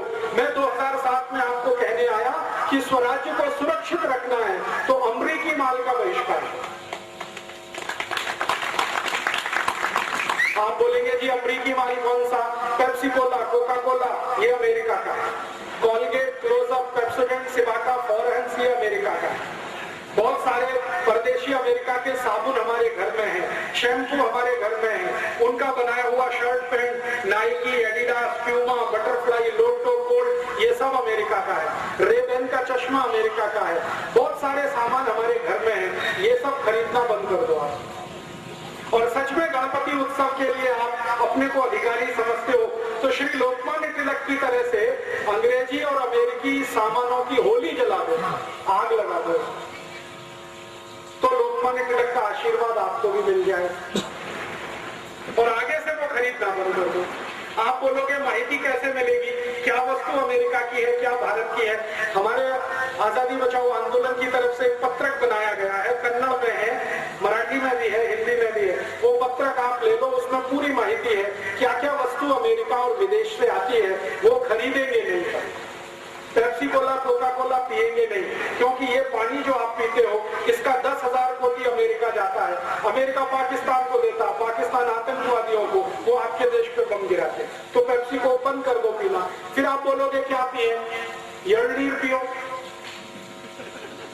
मज्जिगे पियो, कब्बिन हाल पियो, हाल पियो, कुछ नहीं मिलता तो शुद्ध नीर पियो, पेप्सी कोक से अच्छा।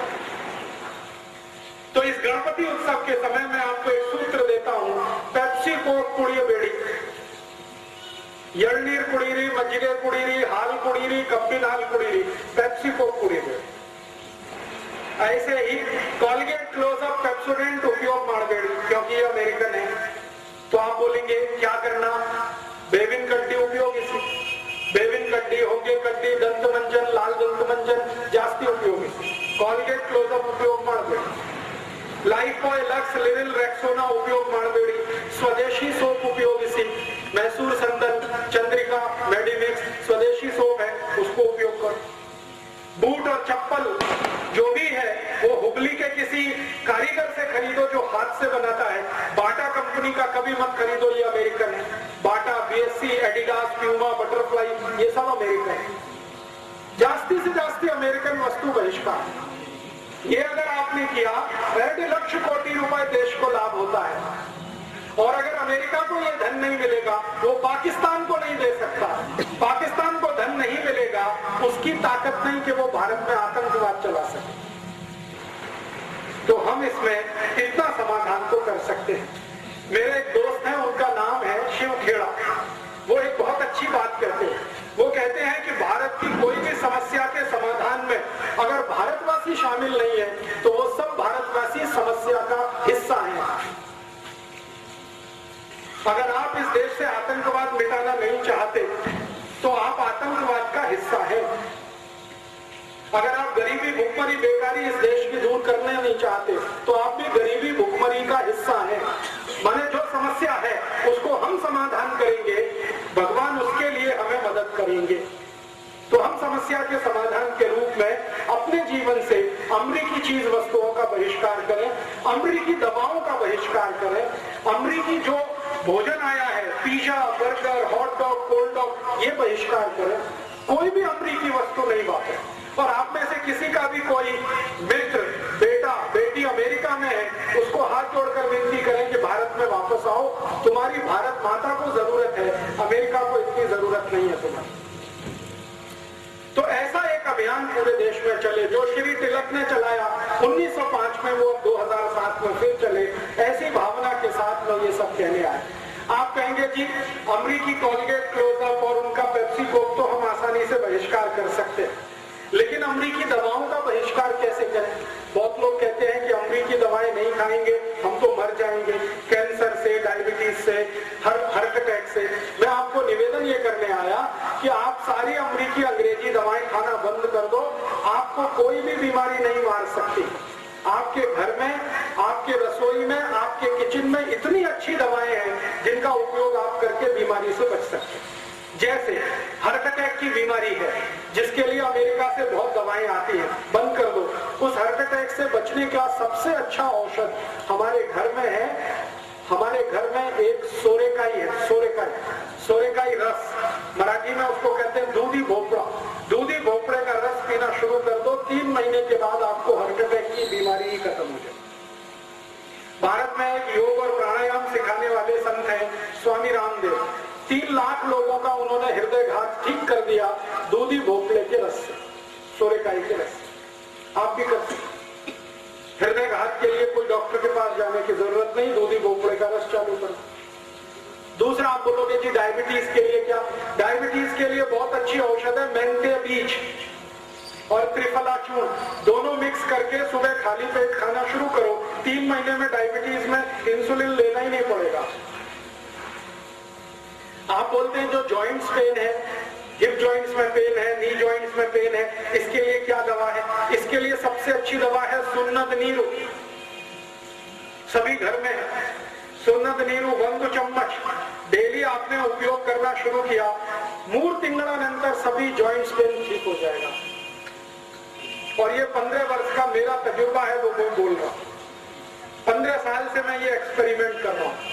मेंथे बीज पर, त्रिफला चूर्ण पर, सुन्नत नीरू पर, सोरेकाई रस, सोतेकाई रस, कुंबड़काई रस, बदनीकाई रस, ये सभी रसों पर एक्सपेरिमेंट करके मैं बता रहा हूं कि 140 रोग समाप्त करने का ताकत हमारे किचन में है, घर में है।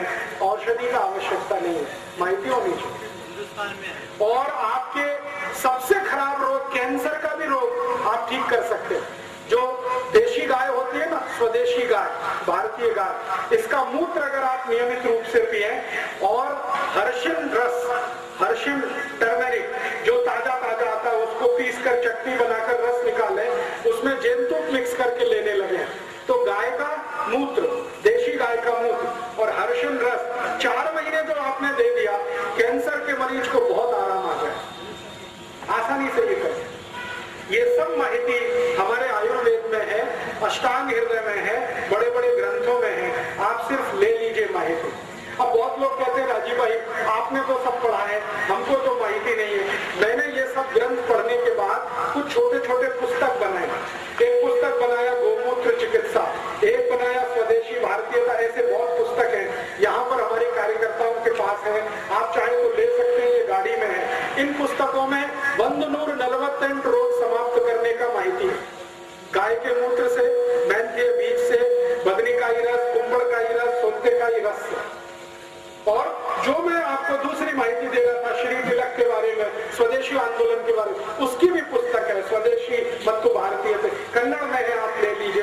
पुस्तक को मेरा कॉपीराइट नहीं है, राइट है, आपको अच्छी लगे आपके नाम से प्रकाशित करिए, हल्ली हल्ली नगर नगर प्रचार करिए, देश का काम होगा। मैं ये देश के लिए कर रहा हूं, आपको ये विनती करने आया। और ये जो व्याख्यान मैंने दिया, उपन्यास दिया, बार बार अगर सुनना चाहे तो इसका कैसेट है, सीडी है, वो भी ले सकते हैं, कॉपी कर करके दूसरों को दे सकते हैं। मैं चाहता हूं कि जो माहिती मैंने आप तक दी वो माहिती ज्यादा से ज्यादा लोगों तक पहुंचे और देश की समस्याओं का असली जन्म कहां से हुआ और कैसे हम इनका निदान करें वो सबके समझ में आए। तो शायद ये गणपति उत्सव मनाना हमारा सार्थक हो जाए। गणपति उत्सव की सबसे बड़ी सार्थकता है कि जैसे आजादी और स्वराज्य लाने के लिए गणपति उत्सव उपयोग में लाया गया, वैसे ही स्वराज्य बचाने के लिए ये गणपति उत्सव का उपयोग हो। यही भावना से मैं यहाँ आया, आपने बड़े ध्यान से सुना, मैं आभारी हूँ। और खड़े रहकर मेरा वक्तव्य लगभग 2-2.5 घंटे आपने सुना, इसके लिए और भी आभारी हूँ। आप यहाँ से जाएं तो संकल्प लेकर जाएं कि अपने जीवन में भारत की समस्याओं का समाधान करने का जो प्रयास करेंगे, समस्याओं का अंग नहीं बनेंगे। कम से कम पेप्सी, कोका कोला जैसी अमेरिकन वस्तुओं का बहिष्कार करेंगे, कॉलगेट क्लोजअप का बहिष्कार करेंगे और अमेरिकी वस्तुएं जो हमारे पैम्पलेट में है, आप ये पैम्पलेट ले जाइए, इनको ध्यान में रखकर ही अपने घर की वस्तुएं लाएंगे तो श्री तिलक की आत्मा को सच्ची श्रद्धांजलि हम दे सकेंगे। ऐसा बोलते हुए आप सभी को आभार, बहुत धन्यवाद।